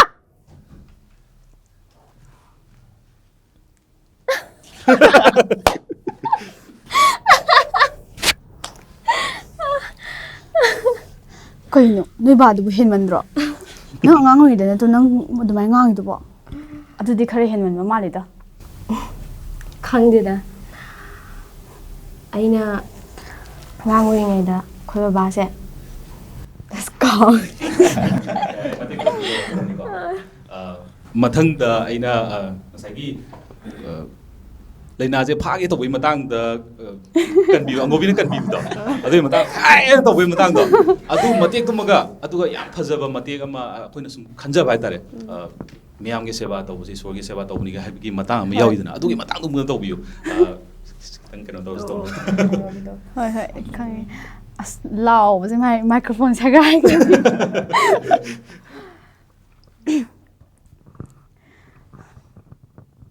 ꯍꯥꯏ ꯀꯩꯅꯣ ꯅꯣꯏ ꯇꯧꯏꯗꯣ ꯅꯨꯄꯤ ꯐꯥꯔꯦ ꯅꯨꯄꯤ ꯐꯥꯔꯦ ꯌꯥꯝ ꯅꯨꯡꯉꯥꯏꯖꯩ ꯑꯁꯦꯡꯕꯩ ꯐꯥꯈꯤꯗꯧ ꯃꯥꯜꯂꯦ ꯐꯥꯕꯒꯤ ꯑꯗꯨꯒ ꯉꯁꯥꯏꯒꯤ ꯑꯩꯅ ꯍꯥꯏꯖꯕꯗꯣ ꯈꯤꯇꯪ ꯃꯨꯟꯅ ꯇꯧꯕꯤꯌꯨ ꯍꯣꯏ ꯃꯄꯥꯅ ꯀꯩꯅꯣ ꯇꯧꯕꯩ ꯃꯇꯥꯡꯗꯨꯅꯦꯕ ꯑꯩꯅ ꯂꯩꯅꯥ ꯑꯩꯈꯣꯏ ꯕꯥꯅꯗꯤ ꯃꯤꯒꯤ ꯃꯇꯦꯡ ꯄꯥꯡꯕꯁꯦ ꯂꯥꯏꯒꯤ ꯁꯦꯕꯥ ꯐꯪꯕꯒ ꯆꯞ ꯃꯥꯟꯅꯩ ꯍꯥꯏꯉꯣ ꯑꯗꯨꯗꯤ ꯅꯪꯒꯤꯗꯨꯗꯤ ꯑꯩꯒꯤ ꯃꯇꯦꯡ ꯄꯥꯡꯕ ꯅꯠꯇꯦꯅꯦ ꯂꯥꯏꯒꯤ ꯃꯇꯦꯡ ꯄꯥꯡꯕꯅꯤꯅꯦ ꯑꯁ ꯑꯗꯨꯏ ꯅꯠꯇꯦꯕ ꯑꯗꯨꯗꯤ ꯏꯃꯥꯟꯅꯕꯤ ꯑꯃ ꯑꯣꯏꯕꯒꯤ ꯁꯨꯝ ꯃꯇꯦꯡ ꯄꯥꯡꯕꯅꯦ ꯑꯗꯣ ꯑꯪꯒꯣꯕꯤ ꯑꯩꯁꯦ ꯑꯩꯈꯣꯏ ꯌꯨꯝꯗ ꯉꯁꯤꯕꯨ ꯀꯅꯥꯝ ꯄꯨꯗ꯭ꯔꯤꯕ ꯏꯃꯥꯟꯅꯕꯤ ꯀꯅꯥꯝ ꯄꯨꯗ꯭ꯔꯤꯕ ꯅꯪ ꯑꯩꯈꯣꯏ ꯌꯨꯝ ꯆꯧꯁꯤꯔꯥ ꯆꯠꯂꯨꯁꯦ ꯑꯗꯣ ꯅꯪ ꯌꯨꯝꯁꯦ ꯀꯥꯏꯗꯩꯅꯣ 이스 ꯂꯣꯏꯔꯦꯍꯦ 이마ꯅꯕꯤ ꯇꯤꯟꯅꯔꯒ ꯑꯩꯈꯣꯏ ꯌꯨꯝꯕꯨ ꯈꯪꯗꯦ ꯌꯥꯔꯦ ꯇꯤꯟꯅꯔꯣꯏ ꯑꯝꯇ ꯂꯥꯛꯄꯤꯔꯅꯨ ꯅꯪꯗꯤ ꯑꯩꯈꯣꯏ ꯌꯨꯝ ꯈꯪꯕ꯭ꯔꯣ ꯍꯥꯏꯁꯦ ꯈꯪꯉꯤꯅ ꯅꯪꯂꯣ ꯆꯤꯡꯊꯛꯇꯩ 이씨 ꯀꯔꯤ ꯆꯤꯡꯊꯛꯇꯩ ꯀꯥꯏꯅꯒ ꯇꯣ ꯅꯪꯁꯨ ꯈꯪꯗ꯭ꯔꯤꯗꯨꯅꯤꯗꯣ ꯌꯥꯝ ꯅꯨꯡꯉꯥꯏꯖꯩ ꯑꯗꯣ ꯗꯥꯏꯔꯦꯛ ꯑꯗꯨꯝ ꯆꯠꯈꯤꯗꯧ ꯃꯥꯜꯂꯦ ꯌꯨꯝꯗ ꯌꯥꯝ ꯅꯨꯡꯉꯥꯏꯅ ꯇꯧꯕꯤꯔꯦ ꯑꯩꯅ ꯃꯊꯪꯗ ꯂꯥꯛꯆꯅꯤꯡꯉꯤꯁꯦ ꯑꯩꯈꯣꯏꯒꯤ ꯃꯅꯤꯄꯨꯔ ꯃꯤꯌꯥꯝꯒꯤ ꯍꯥꯏꯇꯥꯔꯦ ꯃꯤꯌꯥꯝꯒꯤ ꯁꯞꯄꯣꯔꯠ ꯑꯗꯒꯤ ꯏꯚꯟ ꯅꯣꯔꯠ ꯏꯁꯀꯤ ꯑꯇꯣꯞꯄ ꯁ꯭ꯇꯦꯠꯇꯒꯤꯁꯨ ꯁꯞꯄꯣꯔꯠ ꯂꯥꯛꯄꯁꯨ ꯑꯗꯨꯝ ꯑꯩꯅ ꯑꯗꯨꯝ ꯎꯖꯩ ꯌꯥꯝ ꯀꯩꯅꯣ ꯇꯧꯅ ꯑꯗꯣ ꯏꯝꯄ꯭ꯔꯨꯚꯃꯦꯟꯁꯦ ꯃꯤꯄꯨꯝ ꯈꯨꯗꯤꯡꯃꯛ ꯑꯗꯨꯝ ꯄꯥꯝꯃꯦ ꯑꯦꯛꯇꯤꯡ ꯀꯔꯤꯌꯔ ꯑꯣꯏꯒꯦꯔꯥ ꯑꯗꯒꯤ ꯑꯣꯖꯥꯕꯨ ꯑꯣꯏꯒꯦꯔꯥ ꯁꯤꯡꯒꯔꯕꯨ ꯑꯣꯏꯒꯦꯔꯥ ꯏꯁꯥꯅ ꯂꯩꯔꯤꯕ ꯍꯧꯖꯤꯛ ꯑꯩꯅ ꯑꯩꯈꯣꯏꯒꯤ ꯕ꯭ꯔꯗꯔ ꯁꯤꯁꯇꯔꯁꯤꯡꯁꯤꯗ ꯑꯩꯅ ꯀꯩꯅꯣ ꯑꯩꯈꯣꯏꯒꯤ ꯏꯝꯄ꯭ꯔꯨꯞ ꯇꯧꯅꯤꯡꯕ ꯍꯥꯏꯇꯥꯔꯦ ꯏꯝꯄ꯭ꯔꯨꯞ ꯇꯧꯍꯟꯅꯤꯡꯕ ꯏꯁꯥꯒꯤ ꯑꯣꯏꯅ ꯍꯥꯏꯇꯥꯔꯦ ꯏꯁꯥꯒꯤ ꯑꯣꯏꯅ ꯂꯩꯕꯤꯔꯝꯒꯅꯤ ꯑꯩꯅ ꯁꯨꯝ ꯈꯟꯖꯩ ꯏꯝꯄ꯭ꯔꯨꯞ ꯇꯧꯍꯟꯖꯅꯤꯡꯕ ꯑꯩꯈꯣꯏꯒꯤ ꯇꯧꯖꯅꯤꯡꯕ ꯍꯥꯏꯇꯥꯔꯦ ꯑꯗꯨꯒꯨꯝꯕ ꯄꯣꯏꯟꯠ ꯈꯤꯇꯪ ꯂꯩ ꯇꯥꯔꯒꯗꯤ ꯈꯤꯇꯪ ꯍꯥꯏꯕꯤꯌꯨ ꯑꯩ ꯀꯁꯟ ꯇꯥꯅ ꯂꯥꯛꯆꯒꯦ ꯀꯁꯟ ꯊꯥꯒꯠꯆꯔꯤ ꯑꯗꯨꯒ ꯑꯩꯅ ꯍꯧꯖꯤꯛ ꯑꯩꯒꯤ ꯑꯦꯛꯇꯤꯡꯒꯤ ꯂꯥꯏꯟꯁꯤꯗ ꯑꯩꯅ ꯏꯝꯄ꯭ꯔꯨꯞ ꯇꯧꯍꯟꯅꯤꯡꯕꯒꯤ ꯃꯇꯥꯡꯗꯤ ꯑꯩꯈꯣꯏ ꯍꯧꯖꯤꯛ ꯁꯨꯇꯤꯡ ꯇꯧꯕ ꯃꯇꯝꯗ ꯑꯩꯈꯣꯏ ꯒ꯭ꯔꯨꯞꯄꯤꯡ ꯃꯇꯝꯗ ꯑꯩꯈꯣꯏꯅ ꯑꯃꯅ ꯋꯥ ꯉꯥꯡꯔꯤꯉꯩꯗ ꯑꯃꯅ ꯂꯦꯞꯄ ꯑꯗꯨꯒ ꯑꯃꯅ ꯔꯤꯑꯦꯛꯁꯟ ꯄꯤꯕ ꯃꯇꯥꯡꯁꯦ ꯑꯗꯨꯗ ꯑꯃ ꯄꯣꯏꯟꯠ ꯑꯃ ꯂꯩꯖꯔꯦ ꯑꯗꯨꯒ ꯑꯩꯅ ꯀꯞꯄꯒꯤ ꯃꯇꯥꯡꯁꯦ ꯈꯣꯟꯖꯦꯜꯕꯨꯗꯤ ꯑꯗꯨꯝ ꯈꯤꯇꯪꯕꯨꯗꯤ ꯉꯝꯈ꯭ꯔꯦꯕ ꯑꯗꯣ ꯄꯤ ꯇꯥꯕꯁꯦ ꯑꯗꯨꯗꯤ ꯈꯔꯗꯤ ꯂꯨꯔꯤꯑꯕ ꯑꯗꯨ ꯃꯇꯥꯡꯁꯨ ꯏꯝꯄ꯭ꯔꯨꯞ ꯇꯧꯍꯟꯅꯤꯡꯉꯤ ꯑꯗꯨꯒ ꯈ꯭ꯋꯥꯏꯗꯒꯤ ꯏꯝꯄꯣꯔꯇꯦꯟ ꯑꯣꯏꯕꯁꯦ ꯀꯩꯅꯣꯅꯦ ꯏꯗꯤꯇꯔ ꯑꯃꯁꯨꯡ ꯀꯦꯃꯦꯔꯥꯃꯦꯟꯕꯨꯁꯨ ꯑꯩꯈꯣꯏꯅ ꯐꯣꯀꯁ ꯇꯧꯕꯒꯤ ꯃꯊꯧ ꯇꯥꯏ ꯍꯥꯏꯕꯗꯤ ꯏꯗꯤꯇꯔ ꯍꯥꯏꯕꯁꯤꯗꯤ ꯃꯤꯡ ꯄꯟꯖꯔꯕꯗ ꯗ ꯕꯤꯖꯨ VFX ꯍꯥꯏꯅ ꯈꯪꯅꯕ ꯃꯥꯒꯤ ꯁ꯭ꯇꯨꯗꯤꯑꯣꯗ ꯑꯩꯈꯣꯏꯅ ꯑꯗꯨꯝ ꯗꯕꯤꯡ ꯇꯧꯕ ꯆꯠꯄ ꯃꯇꯝꯗꯁꯨ ꯑꯩꯈꯣꯏꯅ ꯌꯦꯡꯉꯦ ꯗ ꯕꯤꯖꯨꯅꯁꯨ ꯇꯝꯕꯤꯌꯦꯀꯣ ꯃꯥ ꯏꯗꯤꯇꯔ ꯍꯥꯏꯕꯁꯤꯗꯤ ꯑꯩꯈꯣꯏꯅ ꯂꯣꯏꯅꯃꯛ ꯎꯕ ꯐꯪꯕ ꯃꯤꯁꯛ ꯑꯃꯅꯦꯕ ꯈ꯭ꯋꯥꯏꯗꯒꯤ ꯏꯝꯄꯣꯔꯇꯦꯟ ꯄꯔꯁꯟ ꯑꯩꯈꯣꯏꯅ ꯁꯣꯏꯕ ꯃꯇꯝꯗ ꯃꯥꯅ ꯁꯦꯝꯕꯤꯕ ꯐꯖꯍꯟꯕ ꯏꯗꯤꯇꯔ ꯃꯈꯨꯠꯇ ꯂꯩ ꯑꯗꯨꯒ ꯀꯦꯃꯦꯔꯥꯃꯦꯟꯒꯤꯗ ꯍꯥꯏꯔꯒꯅ ꯑꯩꯈꯣꯏꯒꯤ ꯗ ꯀꯩꯁꯥꯝ ꯕ꯭ꯔꯤꯒꯦꯁ ꯀꯣ ꯃꯥꯅ ꯑꯩꯈꯣꯏꯒꯤ ꯂꯦꯞꯄꯒꯤ ꯄꯣꯖꯤꯁꯟ ꯄꯤꯒꯅꯤ ꯅꯪ ꯑꯁꯤ ꯂꯦꯞꯄꯣ ꯐꯖꯒꯅꯤ ꯁꯨꯃꯥꯏꯅ ꯇꯧꯕ ꯐꯖꯒꯅꯤ ꯍꯥꯏꯕ ꯃꯥꯅꯁꯨ ꯑꯗꯨꯝ ꯅꯣꯂꯦꯖ ꯈꯔ ꯄꯤꯔꯛꯄꯗꯣ ꯑꯗꯨꯁꯨ ꯊꯝꯖꯅꯤꯡꯉꯤ ꯑꯣꯀꯦ ꯑꯩ ꯃꯊꯪꯗ ꯁꯪꯒꯤꯂꯥꯗ ꯂꯥꯛꯆꯒꯦ ꯏꯝꯄ꯭ꯔꯨꯚꯃꯦꯟꯁꯦ ꯂꯣꯏ ꯄꯥꯝꯕ ꯉꯥꯛꯇꯅꯦ ꯑꯩꯉꯣꯟꯗꯗꯤ ꯑꯩꯅ ꯈꯟꯖꯕꯗ ꯑꯩꯁꯦ ꯂꯣꯏ ꯋꯥꯠꯂꯦꯅ ꯈꯟꯖꯩ ꯂꯣꯏ ꯋꯥꯠꯂꯦ ꯍꯥꯏꯕꯗꯤ ꯈꯣꯟꯊꯤꯁꯨ ꯌꯥꯝ ꯆꯥꯏꯌꯦꯕ ꯑꯩꯁꯦ ꯑꯗꯨꯒꯤ ꯈꯣꯟꯊꯤ ꯆꯥꯕꯅꯦ ꯍꯣꯏ ꯑꯣꯖꯥꯒꯤ ꯆꯥꯒꯜꯂꯦ ꯑꯗꯨꯒ ꯀꯩꯅꯣ ꯀꯦꯃꯦꯔꯥ ꯂꯩꯐꯝ ꯈꯪꯗꯕꯒꯨꯝꯕ ꯑꯩꯉꯣꯟꯗ ꯌꯥꯝ ꯌꯥꯎꯋꯦ ꯑꯗꯒꯤ ꯗꯥꯏꯂꯣഗ്ꯁꯤꯁꯨ ꯗꯥ ꯇꯦꯟꯖꯤꯡ ꯁ꯭ꯀ꯭ꯔꯤꯞ ꯔꯥꯏꯇꯔ ꯗꯥ ꯇꯦꯟꯖꯤꯡꯅ ꯄꯤꯔꯛꯄ ꯗꯥꯏꯂꯣഗ്ꯁꯤꯒ ꯑꯩꯉꯣꯟꯗ ꯍꯥꯏꯕꯗ ꯅꯨꯡꯉꯥꯏꯇꯕꯒꯨꯝꯕ ꯌꯥꯝ ꯌꯥꯎꯋꯦꯕ ꯑꯗꯣ ꯁꯤꯒꯨꯝꯕꯁꯦ ꯑꯩꯉꯣꯟꯗ ꯌꯥꯝ ꯏꯝꯄ꯭ꯔꯨꯞ ꯇꯧꯍꯟꯅꯤꯡꯕꯗꯣ ꯏꯊꯟꯇ ꯏꯝꯄ꯭ꯔꯨꯞ ꯇꯧꯖꯅꯤꯡꯕꯗꯣ ꯑꯗꯒꯤ ꯗꯥꯏꯂꯣഗ്ꯀꯤꯁꯨ ꯂꯩꯔꯦ ꯑꯦꯛꯇꯤꯡꯗꯁꯨ ꯃꯉꯥꯏꯔꯦ ꯑꯗꯒꯤ ꯈꯪꯗꯦ ꯏꯝꯄ꯭ꯔꯨꯞ ꯇꯧꯅꯤꯡꯕ ꯏꯝꯄ꯭ꯔꯨꯞ ꯇꯧꯕ ꯉꯝꯕ ꯑꯣꯏꯕꯤꯌꯨ ꯑꯗꯨꯒ ꯑꯣꯏꯖꯒꯦ ꯍꯣꯏ ꯑꯗꯨꯒ ꯑꯩ ꯄ꯭ꯔꯤꯌꯣꯗ ꯑꯃꯨꯛ ꯂꯥꯛꯆꯒꯦ ꯑꯩꯈꯣꯏꯗꯤ ꯁ꯭ꯇꯨꯗꯦꯟꯁꯨ ꯑꯣꯏꯕꯅꯤꯅ ꯑꯗꯒꯤ ꯂꯔꯅꯤꯡ ꯄ꯭ꯔꯣꯁꯦꯁꯇ ꯂꯩꯕꯅꯤꯅ ꯑꯗꯨꯝ ꯍꯤꯔꯝ ꯈꯨꯗꯤꯡꯃꯛꯇ ꯂꯣꯏꯅ ꯏꯝꯄ꯭ꯔꯨꯞ ꯇꯧꯅꯤꯡꯉꯤ ꯑꯗꯨꯒ ꯑꯩꯒꯤꯗꯤ ꯚꯣꯀꯦꯜꯁꯨ ꯑꯗꯨꯝ ꯐꯖꯔꯦꯕ ꯑꯩꯅ ꯈꯟꯖꯕꯗ ꯑꯩꯒꯤ ꯚꯣꯀꯦꯜꯁꯦ ꯋꯥꯠꯂꯦꯅ ꯑꯗꯨꯝ ꯈꯜꯂꯦ ꯍꯥꯏꯕꯗ ꯌꯥꯝ ꯅꯨꯡꯉꯥꯏꯇꯕꯗꯣ ꯑꯗꯨ ꯑꯣꯏꯌꯦꯕ ꯑꯩꯅ ꯗꯥꯏꯂꯣഗ് ꯍꯥꯏꯕ ꯀꯥꯟꯗ ꯑꯗꯨꯝ ꯑꯣꯏꯔꯦ ꯑꯗꯨꯒ ꯑꯗꯨꯝ ꯂꯣꯏꯅ ꯑꯗꯨꯝ ꯏꯝꯄ꯭ꯔꯨꯞ ꯇꯧꯅꯤꯡꯉꯤ ꯁ꯭ꯇꯨꯗꯦꯟ ꯑꯣꯏꯕꯅꯤꯅ ꯂꯔꯅꯤꯡ ꯂꯩꯕꯅꯤ ꯑꯩ ꯂꯨꯝꯗꯥꯏꯗ ꯑꯃꯨꯛ ꯂꯥꯛꯆꯒꯦ ꯑꯩꯒꯤꯁꯨ ꯑꯦꯁ ꯑꯦ ꯁ꯭ꯇꯨꯗꯦꯟ ꯀꯣ ꯑꯩꯁꯨ ꯁꯨꯝ ꯏꯝꯄ꯭ꯔꯨꯚꯇꯤ ꯂꯣꯏꯅꯃꯛꯇ ꯇꯧꯅꯤꯡꯉꯦ ꯑꯩꯅ ꯗꯥꯏꯂꯣഗ് ꯉꯥꯡꯕꯗ ꯌꯥꯝꯅ ꯆꯤꯊꯍꯧꯕ ꯃꯌꯥꯝ ꯂꯩꯈꯤꯑꯕ ꯑꯗꯨ ꯔꯤꯒ꯭ꯔꯦꯠꯁꯨ ꯑꯣꯏꯕ ꯑꯃꯨꯛ ꯑꯣꯏꯁꯨ ꯑꯣꯏꯔꯒꯁꯨ ꯑꯃꯨꯛ ꯑꯗꯨꯗꯤ ꯄꯥꯁꯅꯤꯅ ꯐ꯭ꯌꯨꯆꯔꯗ ꯂꯥꯛꯀꯗꯕ ꯑꯁꯦ ꯐꯖꯅ ꯇꯧꯔꯒ ꯏꯝꯄ꯭ꯔꯨꯚ ꯇꯧꯒꯗꯕ ꯑꯩ ꯑꯗꯨꯒꯤ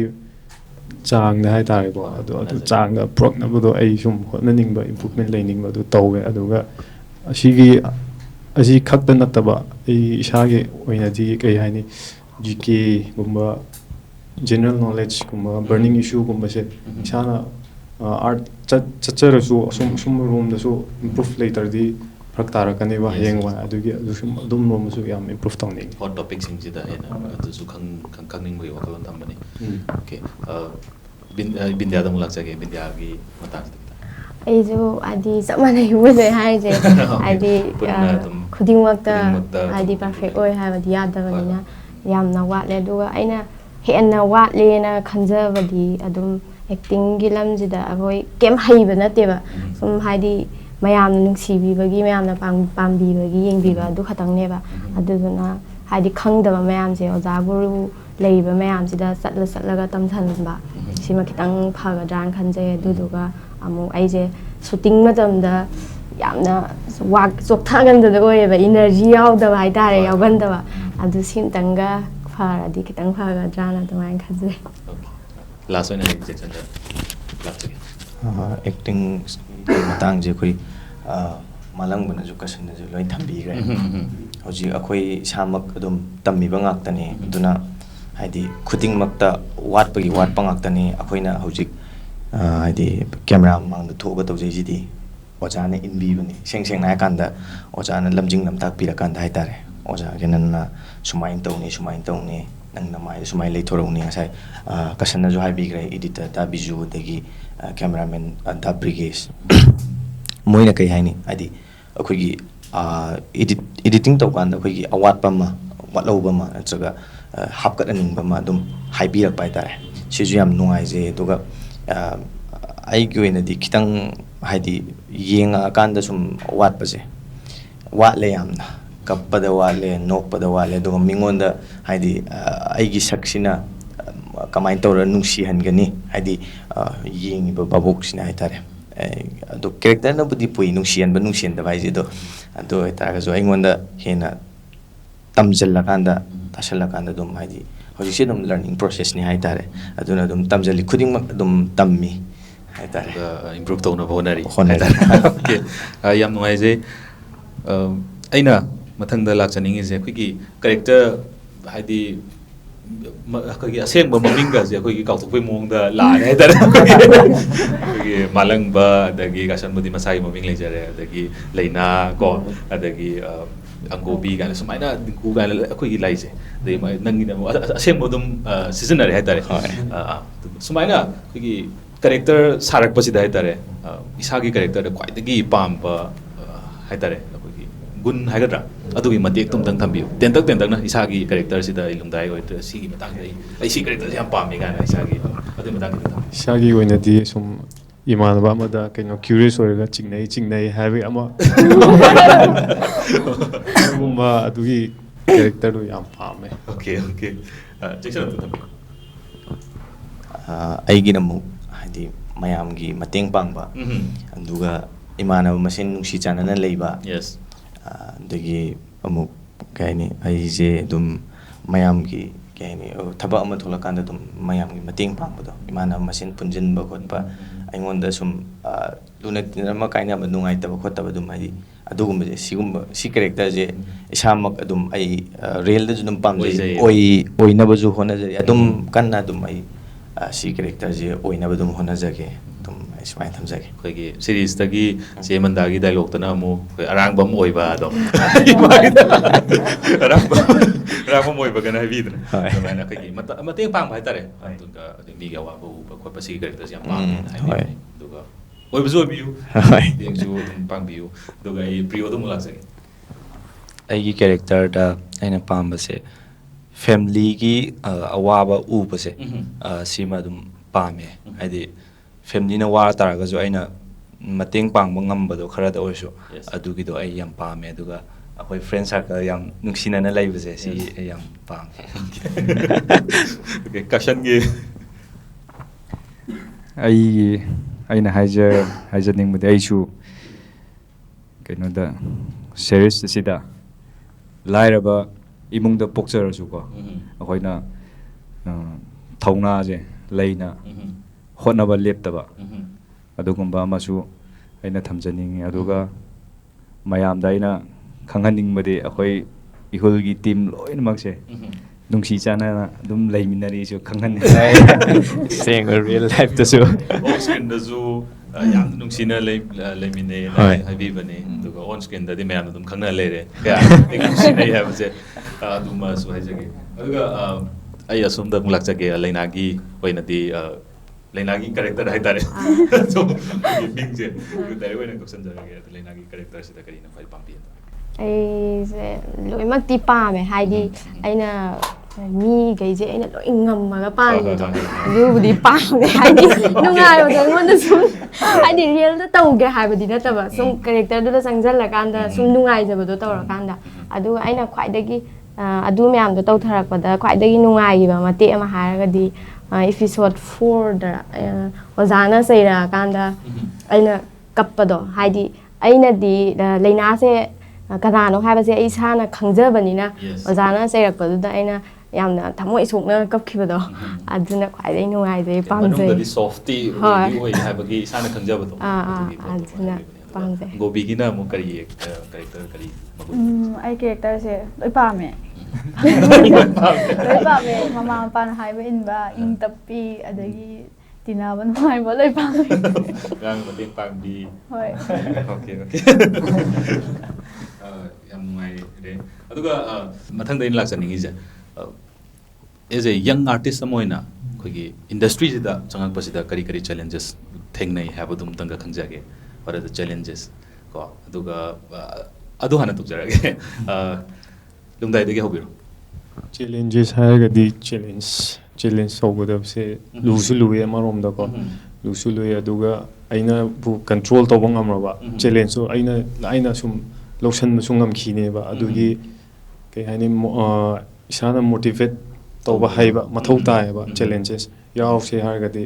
ꯑꯗꯣ ꯏꯁꯥꯅ ꯇ꯭ꯔꯁꯁꯨ ꯇꯧꯒꯗꯕ. ꯑꯗꯨꯗ ꯆꯦꯂꯦꯟꯖꯦꯁ ꯃꯌꯥꯝ ꯍꯥꯏꯔꯒ ꯀꯩꯅꯣ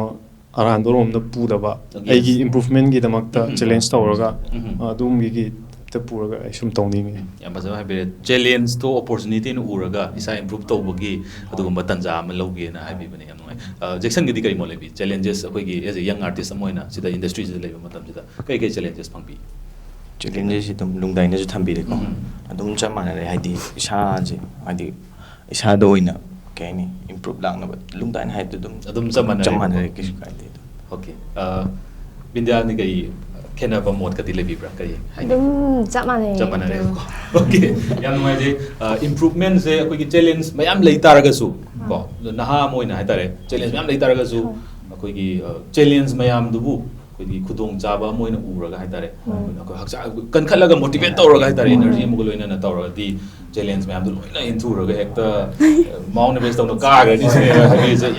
ꯌꯥꯝꯅ ꯐꯕ ꯑꯗꯨꯒꯨꯝꯕ ꯑꯦꯖ ꯑꯦ ꯃꯦꯁꯦꯖ ꯑꯣꯏꯅꯁꯨ ꯑꯩꯈꯣꯏꯒꯤ ꯀꯩꯅꯣ ꯇꯧꯕ ꯑꯣꯏꯕ ꯌꯥꯕ ꯑꯗꯨꯒꯨꯝꯕ ꯍꯥꯏꯕꯤꯔꯦ. ꯑꯩꯈꯣꯏꯒꯤ ꯃꯊꯪ ꯑꯩ ꯂꯥꯛꯆꯅꯤꯡꯉꯤꯁꯦ ꯑꯩꯈꯣꯏꯒꯤ ꯍꯧꯖꯤꯛ ꯐꯥꯎꯕꯗ ꯍꯥꯏꯇꯥꯔꯦ ꯈ꯭ꯋꯥꯏꯗꯒꯤ ꯑꯩꯈꯣꯏꯒꯤ ꯐꯕ best advice you have ever received from anyone. ꯈ꯭ꯋꯥꯏꯗꯒꯤ ꯐꯕ ꯑꯦꯗꯚꯥꯏꯁ ꯑꯩꯈꯣꯏ ꯁꯤ ꯇꯥꯔꯨꯕꯗꯒꯤ ꯑꯩꯒꯤ ꯄꯨꯛꯅꯤꯡ ꯑꯩꯒꯤ ꯑꯩꯈꯣꯏꯒꯤ ꯆꯦꯟꯖꯁꯦ ꯄꯨꯔꯥ ꯂꯥꯛꯈ꯭ꯔꯕꯅꯤ ꯀꯥꯏꯅ ꯑꯗꯨꯃꯥꯏꯅ ꯈꯟꯕꯤꯕ ꯑꯦꯗꯚꯥꯏꯁ ꯀꯅꯥꯅꯒ ꯄꯤꯒꯦ ꯑꯗꯨꯒ ꯀꯔꯤ ꯑꯦꯗꯚꯥꯏꯁꯀ ꯐꯪꯕꯤꯈꯤꯕꯅꯣ ꯍꯥꯏꯕꯗꯣ ꯈꯤꯇꯪ ꯍꯥꯏꯕꯤꯌꯨ. ꯑꯩ ꯗꯥ ꯃꯥꯂꯪꯕꯗ ꯑꯣꯏꯅ ꯂꯥꯛꯆꯔꯒꯦ. ꯑꯩꯒꯤ ꯑꯦꯗꯚꯥꯏꯁꯇꯤ ꯃꯃꯥ ꯕꯕꯥꯅꯁꯨ ꯌꯥꯝ ꯄꯤꯌꯦ. ꯑꯗꯨꯒ ꯑꯩꯒꯤ ꯁꯤꯒꯤ ꯏꯟꯗꯁꯇ꯭ꯔꯤꯒꯤ ꯀꯩꯅꯣ ꯂꯥꯏꯟꯁꯤꯗ ꯑꯩꯒꯤ ꯗꯥ ꯒ꯭ꯌꯥꯅꯟꯅ ꯑꯗꯨꯝ ꯍꯥꯏꯗꯤ ꯌꯨꯝꯗꯅ ꯏꯃꯥ ꯏꯄꯥꯅ ꯂꯩ ꯇꯥꯔꯒꯁꯨ ꯁꯤꯗꯗꯤ ꯏꯃꯥ ꯏꯄꯥꯅꯤ ꯄꯨꯔꯥ. ꯃꯥꯅ ꯑꯗꯨꯝ ꯍꯣꯏ ꯃꯥꯒꯤ ꯑꯦꯗꯚꯥꯏꯁꯇ ꯑꯩꯅ ꯀꯩꯅꯣ ꯇꯧꯕꯁꯦ ꯊꯃꯣꯏ ꯁꯦꯡꯅ ꯏꯁꯥꯒꯤ ꯊꯃꯣꯏꯗꯒꯤ ꯇꯧ ꯑꯗꯨꯒ ꯊꯃꯣꯏ ꯁꯦꯡꯉꯣ ꯑꯗꯨꯝ ꯍꯥꯏꯕꯤꯌꯦ. ꯑꯗꯨꯗꯨꯅ ꯑꯩ ꯏꯟꯁꯄꯤꯔꯦꯁꯟꯅꯦ. Thank you. ꯀꯁꯟꯒꯤꯗꯤ ꯀꯔꯤ ꯂꯩꯕꯤ? ꯑꯩꯒꯤ ꯑꯐꯕ ꯑꯦꯗꯚꯥꯏꯁ ꯍꯥꯏꯕ ꯇꯥꯔꯒꯗꯤ ꯑꯩꯈꯣꯏꯒꯤ ꯍꯧꯖꯤꯛ ꯂꯩꯔꯤꯕ ꯔꯒꯥꯏꯂꯣꯡ ꯈꯨꯟꯗ Ngasayna mingni panjakre ko. So apau aigi pupu gari long mai gi family na advice pi bese phaningai aduga khoina tawthokpa matamda mai pakna mi digi thoina ko mi thoi hen ba habdo oi hanning ba dagi londa advice pi khoina dum changmo khuding je khonthi ja je dum lepte ba aduga adugi next na khoina academy satpa matamda khoigi oza GYANAND mana piba advice na khoigi hojik shooting do matamda aduga mimang da chatpa matamda nangna sumaina chatke do ba aduga phajana kai ha discipline manner adu kawba yade na ko khong par in bi ba khud khong par ga pura ko gi luching bi ba hai tare luching bi ba hai tare adu maina takpi bani Jackson gi tangai bi aigi advice hai ta ga di dum akhoi tawjari ba lambi aidi kala gi line sida mayam nungsi bi ba duga chini naw hai tare ragai lungkhun chini naw dum akhoi tona tinana dum leire dum moidi susat le duga pupu aidi hojik habi gi ba moina sidum akhoi chatpa kanda fa ba advice duga mi amada lonchat sajat aidi dumaina phajana taw duga akhoi kala gi line sida changa kanda mo ai seng nauji priyo na thambi gre yumdana mama hoi ke hoi dada hoi aduga academy de la kandana ozana GYANAND na ima ipa loi saga hadi leiriba khudam hadi seng na akhoi kala chatliba line sida advice lonchat tagi tambire imungi lonchat tagi edi advice bi ba hore imungi lonchat sajat adu chuma kanda suma panthola kanda imung dagi hora kanda tam yum da sudum pibi sem atum chamana na ozana sudum aina pibi hai tare dum phaning bagi puna magna phana badum haibi thena ruba maroina imunga oza gana hena khare hena to bi haibi ai bindia dum lakjage kari henba hapsaningi kamai to adum aigi de yumdana khoi mana nei angon de am toina haibi bam nei khoi mana miwang angano de yam toina haibi ba khoi mana adagi aina matam khara aigi oja dana manjuri mai manakta su acting class tawraga matam khara leijarame ba adazu ojana adum mana adum tattana haibi ba adum hadi oida bangangano adagi discipline oja guru thaksi khasi khangna chatlona adum haibi aduga sidamu hoje GYANAND na mu GYANAND su advice yam loina suna pira hai tare haidi GYANAND na myam di yame pibi ba doi tar so aina to je grooming pura tawre aina adum thamjanjaba na thamoi sengna chatlo na hai GYANAND si do hai jani lungdai gi di dangai tajage yoina di igu pukpiri bi ima na ke haine ipana budi aina tawba khuding support tawjaba oirasu advice yam kanna piu haite ba khoi ba se ado khoi ma na kai haine khoi ma gi good advice ko aina yam chawna lo hai tare ma gi advice so hai gana mi da ran ma tawnu hai ba mi da ran ma tawnu adu nasa da thajaba thammu hai si advice yam pam taga phongdok chari last oina hoi advice se dum iman re khoi ma su advice am pigan mo makok ne khoi ma advice pura dum pigal le ba aduga GYANAND ram pibi aduga aina GYANAND na pibi ba advice ama pukchel sengna chamna da dum chatlo ade landa laluno hai ba advice ama pi ado anyam lupna lawje taga phongdok chari yamna phajaba kan tare past hai akhoi history hai tare khak tang nei akhoi khangmin na bagi tanja ma phangba yam thagar phongdok chari aina mathang da lakchaningi je akhoi satra zu adam anamna oiribani nade akhoi student amoina zu leibire aduga acting career zu sangbire sigi sida how do you guys manage habatu matang no kitang lairoina kitang habi ai lungdai da mawjarake igi oinadi igi high school higher secondary mase imanabada khanghande aina chaliba line aina pamjabado secret oina sum thamjab haidi expose tawbado yam kanna pamdaba ko aigi ke hani hana expose tawraga hingwa aina soira gadi adugi kainoda thamjaba aina adugi ꯍꯥꯟꯅ ꯀꯩꯅꯣ ꯇꯧꯕꯁꯦ ꯍꯥꯟꯅ ꯃꯥꯒꯤ- ꯍꯥꯏꯗꯣꯛꯄꯁꯦ ꯌꯥꯝ ꯀꯟꯅ ꯍꯥꯏꯗꯣꯛꯇꯕꯗ ꯍꯥꯏꯗꯣꯛꯀꯟꯗꯕ ꯍꯥꯏꯇꯥꯔꯦ ꯍꯥꯏꯗꯣꯛꯀꯟꯗꯕ ꯑꯗꯨꯒꯤ ꯑꯗꯨꯝꯕꯔꯣꯝꯗ ꯄꯨꯕꯩꯅ ꯍꯣꯏ ꯍꯣꯏ ꯖꯦꯛꯁꯟ ꯑꯃ ꯍꯥꯏꯕꯤꯌꯨ ꯑꯩꯒꯤ ꯑꯣꯏꯅꯗꯤ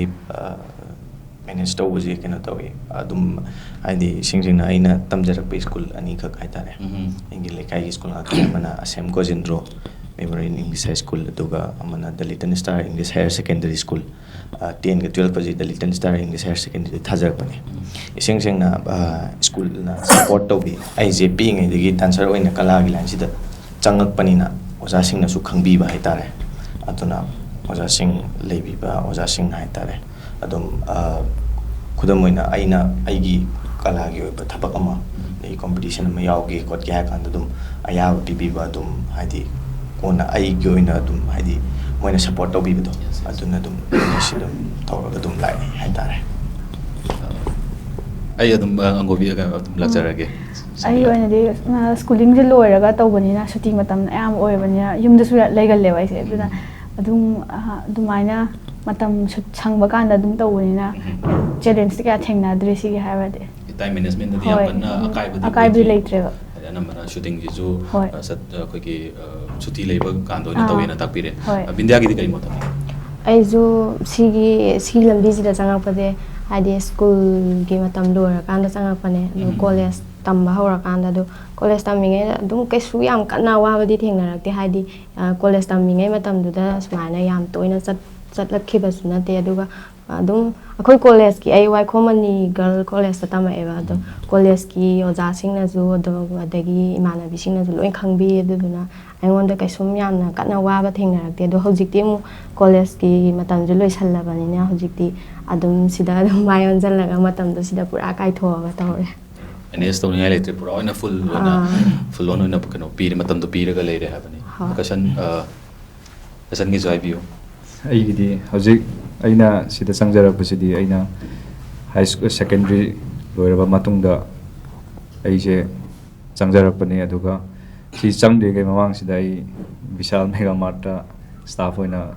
ꯆꯍꯤ ꯑꯃꯃꯨꯛꯇꯤ ꯌꯥꯎꯖꯩꯀꯣ ꯍꯥꯟꯅ ꯌꯥꯎꯔꯝꯃꯤ ꯑꯗꯣ ꯆꯤꯡꯃꯩꯔꯣꯡꯒꯤꯗ ꯆꯤꯡꯃꯩꯔꯣꯡꯒꯤꯗ ꯑꯩ ꯑꯗꯣ ꯍꯦꯛ ꯂꯣꯏꯔꯕ ꯑꯗꯣ ꯍꯦꯛ ꯇꯣꯛꯈ꯭ꯔꯕ ꯃꯇꯨꯡꯗ ꯑꯍꯥꯟꯕ ꯑꯩꯅ ꯑꯦꯜꯕꯝ ꯌꯥꯎꯔꯝꯕꯗꯣ ꯑꯗꯨꯗꯒꯤ ꯑꯩꯒꯤ ꯑꯥꯔꯠꯀꯤ ꯂꯥꯏꯟꯗ ꯁ꯭ꯇꯥꯔꯠ ꯇꯧꯖꯩ ꯑꯩꯒꯤ ꯑꯣꯏꯅꯗꯤ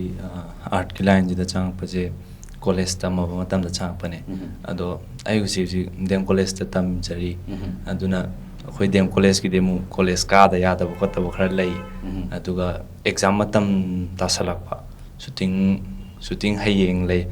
ꯑꯦꯛꯖꯥꯝ ꯍꯌꯦꯡ ꯂꯩꯕꯁꯦ ꯁꯨꯇꯤꯡ ꯉꯁꯤ ꯇꯥꯏꯌꯦꯕ ꯑꯗꯨꯒ ꯑꯗꯨꯝꯕ ꯈꯔ ꯋꯥꯕ ꯇꯥꯏꯝ ꯃꯦꯅꯦꯖꯃꯦꯟ ꯑꯗꯨꯝ ꯈꯔ ꯑꯗꯩ ꯑꯩꯅ ꯌꯨꯝ ꯈꯔ ꯂꯥꯞꯄ ꯑꯣꯏꯕꯅꯤꯅ ꯑꯗꯒꯤ ꯆꯠꯊꯣꯛ ꯆꯠꯁꯤꯟꯗ ꯈꯔ ꯋꯥꯏ ꯑꯗꯨꯒ ꯅꯨꯡꯗꯥꯡ ꯑꯊꯦꯡꯕꯗ ꯍꯟꯕꯒꯨꯝꯕ ꯌꯥꯎꯋꯦ ꯈꯔ ꯑꯗꯣ ꯀꯩꯅꯣꯒꯤ ꯒ꯭ꯌꯥꯅꯟ ꯍꯣꯏꯅꯕꯨꯗꯤ ꯑꯗꯨꯝ ꯃꯣꯏꯅ ꯑꯗꯨꯝ ꯉꯥꯛꯄꯤ ꯁꯦꯟꯕꯤ ꯍꯥꯏꯇꯥꯔꯦ ꯑꯗꯨꯒ ꯇꯥꯏꯝ ꯃꯦꯅꯦꯖꯃꯦꯟꯗ ꯑꯩꯉꯣꯟꯗ ꯈꯔꯗꯤ ꯋꯥꯏ ꯍꯥꯏꯗꯤ ꯑꯦꯛꯖꯥꯝ ꯃꯇꯝ ꯇꯥꯁꯜꯂꯛꯄ ꯌꯥꯝ ꯌꯥꯎꯋꯦꯕ ꯏꯄꯤꯁꯣꯠ ꯍꯥꯏꯗꯤ ꯑꯦꯛꯖꯥꯝ ꯍꯜꯂꯛꯑꯒ ꯁꯨꯇꯤꯡ ꯆꯠꯄ ꯌꯥꯎꯋꯦ ꯑꯩ ꯑꯗꯨꯒꯤꯗ ꯈꯔ ꯋꯥꯕ ꯈꯔ ꯊꯦꯡꯅꯈꯤ ꯌꯥꯝ ꯋꯥꯅ ꯃꯦꯅꯦꯖ ꯇꯧꯕꯁꯨ ꯌꯥꯎꯕꯤꯔꯦ ꯑꯗꯨꯒ ꯀꯣꯂꯦꯖꯀ ꯂꯣꯏꯕꯗꯒꯤ ꯍꯥꯏꯕ ꯇꯥꯔꯦ ꯑꯗꯨꯝ ꯄꯨꯔꯥ ꯑꯣꯏꯅ ꯐꯨꯜ ꯑꯣꯟ ꯑꯣꯏꯅ ꯇꯧꯕꯁꯨ ꯌꯥꯎꯕꯤꯔꯦ ꯐꯖꯅꯗꯤ ꯃꯦꯅꯦꯖ ꯇꯧꯕꯤꯔꯤ ꯑꯅꯤꯃꯛꯇ ꯍꯥꯏꯇꯥꯔꯦ ꯌꯥꯝꯅ ꯅꯨꯡꯉꯥꯏꯖꯩ ꯑꯗꯨꯒ ꯑꯩꯅ ꯃꯊꯪꯗ ꯂꯧꯖꯅꯤꯡꯉꯤꯕ ꯑꯩꯈꯣꯏꯒꯤ ꯔꯦꯄꯤꯠ ꯐꯥꯏꯌꯔ ꯔꯥꯎꯟ ꯑꯝꯇꯪ ꯂꯧꯖꯒꯦ ꯄꯨꯝꯅꯃꯛꯀꯤ ꯑꯣꯏꯅ ꯍꯥꯏꯔꯤꯕ ꯔꯦꯄꯤꯠ ꯐꯥꯏꯌꯔ ꯔꯥꯎꯟꯁꯤꯅ ꯑꯃꯨꯛ ꯑꯩꯈꯣꯏꯒꯤ ꯅꯤꯌꯣꯝꯗꯤ ꯑꯗꯨꯝ ꯈꯪꯕꯤꯔꯝꯃꯅꯤ ꯑꯩꯅ ꯀꯣꯏꯁꯟꯁꯦ ꯌꯥꯝ ꯊꯨꯅ ꯍꯪꯖꯔꯛꯑꯅꯤ ꯑꯗꯨꯒ ꯁꯣꯝꯅ ꯑꯩꯈꯣꯏꯒꯤ ꯑꯟꯁꯔꯁꯦ ꯄꯨꯔꯥ ꯐꯨꯜ ꯑꯣꯐ ꯐꯥꯏꯌꯔ ꯍꯥꯏꯇꯥꯔꯦ ꯄꯨꯔꯥ ꯃꯩ ꯍꯧꯒꯩ ꯈꯨꯝꯕꯤꯔꯛꯑꯣ ꯑꯗꯨꯒ ꯑꯩꯈꯣꯏ ꯄꯨꯝꯅꯃꯛ ꯏꯟꯇꯔꯇꯦꯟ ꯑꯝꯇꯪ ꯇꯧꯁꯤ ꯑꯍꯥꯟꯕ ꯀꯣꯏꯁꯟ ꯑꯣꯏꯅ ꯁꯤꯃꯗꯤ ꯑꯩ ꯄꯨꯟꯅ ꯍꯪꯖꯔꯒꯦ ꯄꯨꯟꯅ ꯑꯣꯏꯅ ꯋꯥꯟ ꯇꯥꯏꯝꯗ ꯑꯗꯨꯝ ꯍꯥꯏꯕꯤꯔꯛꯑꯣ इहुल कास्ट अखोई कैरेक्टर मैम से ख्वाई पाब कास्ट से करी कास्ट कर्म कास्ट नोबी इसा इसा मोटपुदी लेबिरमगनी अदुइसु दा हाबिरो ओके दिगु जैक्सन अम दा हाबिरो ꯑꯩꯒꯤꯁꯨ ꯑꯗꯨꯝ ꯑꯩꯁꯨ ꯑꯗꯨꯝ ꯈꯟꯕꯗ ꯂꯣꯏ ꯄꯥꯝꯃꯦ ꯍꯥꯏꯇꯥꯔꯦ ꯃꯁꯥ ꯃꯁꯥꯒꯤ ꯀꯦꯔꯦꯛꯇꯔꯁꯦ ꯑꯩꯁꯨ ꯑꯪꯒꯣꯕꯤꯁꯦ ꯑꯗꯨꯝ ꯄꯥꯝꯖꯩꯕ ꯏꯁꯥ ꯏꯁꯥꯒꯤ ꯂꯣꯏ ꯄꯥꯝꯃꯦꯕ ꯑꯣꯀꯦ ꯑꯩ ꯅꯦꯛꯁꯇ ꯆꯠꯆꯔꯒꯦ ꯍꯧꯖꯤꯛ ꯐꯥꯎꯕꯗ ꯈ꯭ꯋꯥꯏꯗꯒꯤ ꯕꯦꯁꯠ ꯁꯤꯟꯅꯦꯅ ꯍꯥꯏꯅꯤꯡꯕ ꯑꯗꯨꯒꯨꯝꯕ ꯁꯤꯟ ꯑꯩꯈꯣꯏꯒꯤ ꯁꯤꯔꯤꯁꯁꯤꯗ ꯑꯩꯈꯣꯏꯒꯤ ꯏꯄꯤꯁꯣꯗ 9 ꯂꯥꯛꯄꯁꯤꯗ ꯀꯔꯝꯕ ꯁꯤꯟꯅꯦꯅ ꯍꯥꯏꯅꯤꯡꯉꯤ You mean the patch up? The patch up, Miami scene. Okay, Jackson gid. Same. Same. Okay. ꯑꯩꯒꯤꯁꯨ ꯃꯣꯏꯒꯤꯁꯨ ꯄꯦꯆꯞ ꯏꯕꯥꯅꯤꯒꯤꯁꯨ ꯄꯦꯆꯞ Ibanishu pechap. ꯆꯞ ꯃꯥꯟꯅꯩ Puna dum samana ba? Samana. Wakal yam manabani aduna ne puna police. Okay, hauji isada phaubi ba ihul ja. Si kai ihul ta habi. Update tawang Okay. Okay. Jackson gid. Question do. Hauji isada hauji phaubi ihul si. Phammingai ju phaubi ja. Kai ihul ta habi. ꯐꯝꯃꯤꯉꯩꯗ ꯐꯥꯎꯕ ꯏꯍꯨꯜꯁꯦ ꯌꯥꯝꯅ ꯅꯨꯡꯉꯥꯏꯕ ꯏꯍꯨꯜ ꯑꯃꯈꯛꯅꯤ ꯍꯥꯏꯗꯤ ꯌꯨꯠ explore ꯇꯤꯚꯤꯒ ꯎꯅꯔꯒ ꯋꯥꯔꯤ ꯋꯥꯇꯥꯏ ꯁꯥꯕꯒꯤ ꯈꯨꯗꯣꯡꯆꯥꯕ ꯑꯃ ꯄꯤꯕꯁꯦ ꯌꯥꯝ ꯅꯨꯡꯉꯥꯏ ꯏꯍꯨꯜ ꯑꯃꯈꯛꯅꯤ ꯑꯩ ꯍꯧꯖꯤꯛ ꯐꯥꯎꯕ ꯍꯥꯏꯗꯤ ꯌꯥꯝꯁꯨ ꯅꯨꯡꯉꯥꯏ ꯑꯗꯨꯒ ꯆꯥꯛ ꯂꯥꯝꯕꯁꯨ ꯌꯥꯝ ꯀꯟꯅ ꯐꯥꯎꯋꯦ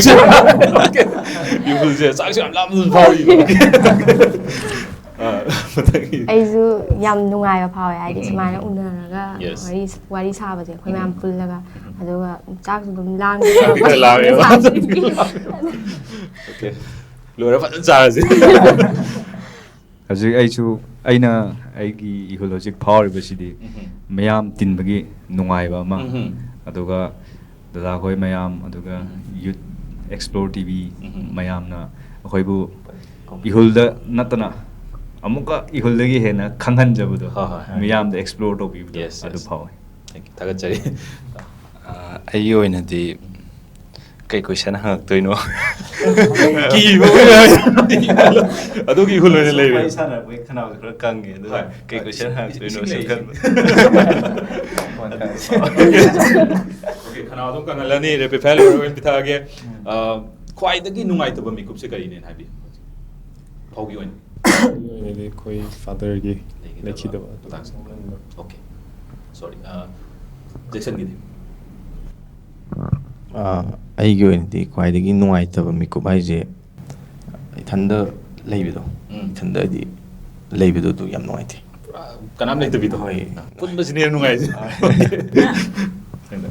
ꯑꯩꯒꯤ ꯑꯣꯏꯅꯗꯤ ꯅꯨꯡꯉꯥꯏꯇꯕꯁꯦ ꯈꯪꯗꯦ ꯑꯩꯁꯦ ꯏꯊꯟꯇ ꯄꯪꯅꯣꯛꯇ ꯅꯣꯛꯑ ꯂꯩꯕꯩꯔꯥ ꯈꯪꯗꯦ ꯅꯨꯡꯉꯥꯏꯇꯕꯁꯦ Amta leitre. Nungaitabi. ꯇꯔꯪꯒꯝꯗ ꯂꯩꯕꯒꯤ ꯏꯁꯥꯁꯦ ꯂꯩꯗꯤ ꯂꯩꯔꯝꯒꯅꯤ ꯁꯨꯝ ꯈꯟꯖꯜꯂꯨꯔꯗꯤ ꯑꯗꯨ ꯈꯟꯖꯟꯗꯕꯅꯤꯅ Hꯧꯖꯤꯛꯀꯤ ꯍꯧꯖꯤꯛꯀꯤ ꯑꯣꯏꯅꯗꯤ ꯌꯥꯝ ꯌꯥꯝ ꯅꯨꯡꯉꯥꯏ. Hojik phaugi oindi. Bindiyagidi. ꯑꯩꯒꯤ ꯈ꯭ꯋꯥꯏꯗꯒꯤ ꯅꯨꯡꯉꯥꯏꯇꯕꯁꯦ ꯃꯃꯥ ꯑꯣꯏꯒꯦꯔꯥ ꯕꯕꯥ ꯑꯣꯏꯒꯦꯔꯥ ꯑꯗꯒꯤ ꯑꯩꯒꯤ ꯏꯃꯥꯟꯅꯕ ꯏꯃꯥꯟꯅꯕꯤ ꯑꯣꯏꯒꯦꯔꯥ ꯁꯨꯝ ꯄꯨꯜꯂꯝꯃꯒ ꯀꯥꯏꯅꯈꯤꯕꯁꯦ ꯁꯤ ꯈ꯭ꯋꯥꯏꯗꯒꯤ ꯅꯨꯡꯉꯥꯏꯇꯕ ꯑꯣꯏ. Okay. Thamoi sokpa wari ni. Kasan gidi. ꯑꯩꯁꯨ ꯅꯨꯡꯉꯥꯏꯇꯕ ꯍꯥꯏꯔꯗꯤ ꯀꯩꯅꯣ ꯑꯩꯈꯣꯏꯒꯤ episode 2 ꯁꯤꯗ ꯑꯩꯈꯣꯏ ꯃꯔꯤꯅ ꯄꯨꯈ꯭ꯔꯤ ꯃꯄꯥꯟꯗ ꯐꯝꯃꯒ ꯗꯤꯀꯨ ꯏꯕꯥꯅꯤꯒꯤ ꯗꯥꯏꯂꯣꯛ ꯇꯧꯕ ꯃꯇꯥꯡꯁꯦ ꯈ꯭ꯋꯥꯏꯗꯤ ꯅꯨꯡꯉꯥꯏꯇꯕ ꯍꯥꯏꯕꯁꯤꯗꯤ ꯕꯕꯥꯁꯨ ꯂꯩꯈꯤꯗꯕ ꯀꯨꯏꯗ꯭ꯔꯤꯕ ꯑꯗꯨ ꯃꯇꯥꯡꯁꯦ. ꯕꯕꯥꯅ ꯂꯩꯈꯤꯗꯕꯁꯦ June 14ꯗꯀꯣ ꯑꯗꯨꯗ ꯂꯩꯈꯤꯗꯕꯅꯦ ꯑꯗꯨ ꯃꯇꯥꯡꯗ ꯑꯗꯨꯒ ꯁꯨꯇꯤꯡꯒꯤꯁꯨ ꯁꯣꯏꯗꯕ ꯌꯥꯗꯕꯅꯤꯅ ꯁꯣꯏꯕ ꯌꯥꯗꯕꯅꯤꯅ ꯑꯗꯨꯗ ꯑꯩꯅ ꯑꯗꯨꯝ ꯑꯗꯨꯗ ꯅꯨꯡꯉꯥꯏꯇꯦ ꯊꯝꯖꯒꯦ. Dialogue ti dohon jeng mani adubo nungaitabdo amuk hena mind do down oido male aduna ai mathangda chachage brigoda. ꯑꯩꯒꯤ ꯑꯣꯏꯅꯗꯤ ꯑꯩꯈꯣꯏ ꯃꯃꯥꯁꯦ ꯃꯁꯥ ꯈꯔ ꯐꯠꯇꯦ ꯑꯗꯨꯝ ꯈꯔ ꯅꯥꯒꯜꯂꯦꯕ ꯑꯗꯨꯗꯨꯅ ꯌꯨꯝꯗ ꯃꯃꯥ ꯅꯥꯔꯀꯥꯟꯗ ꯑꯋꯥꯠꯄ ꯃꯦꯟꯖꯟꯅꯕꯁꯦ ꯑꯩꯈꯣꯏꯗꯤ ꯅꯨꯄꯤꯁꯨ ꯑꯩꯈꯣꯏ ꯆꯦꯁꯨ ꯃꯌꯨꯝ ꯄꯥꯟꯈ꯭ꯔꯕꯅꯤ나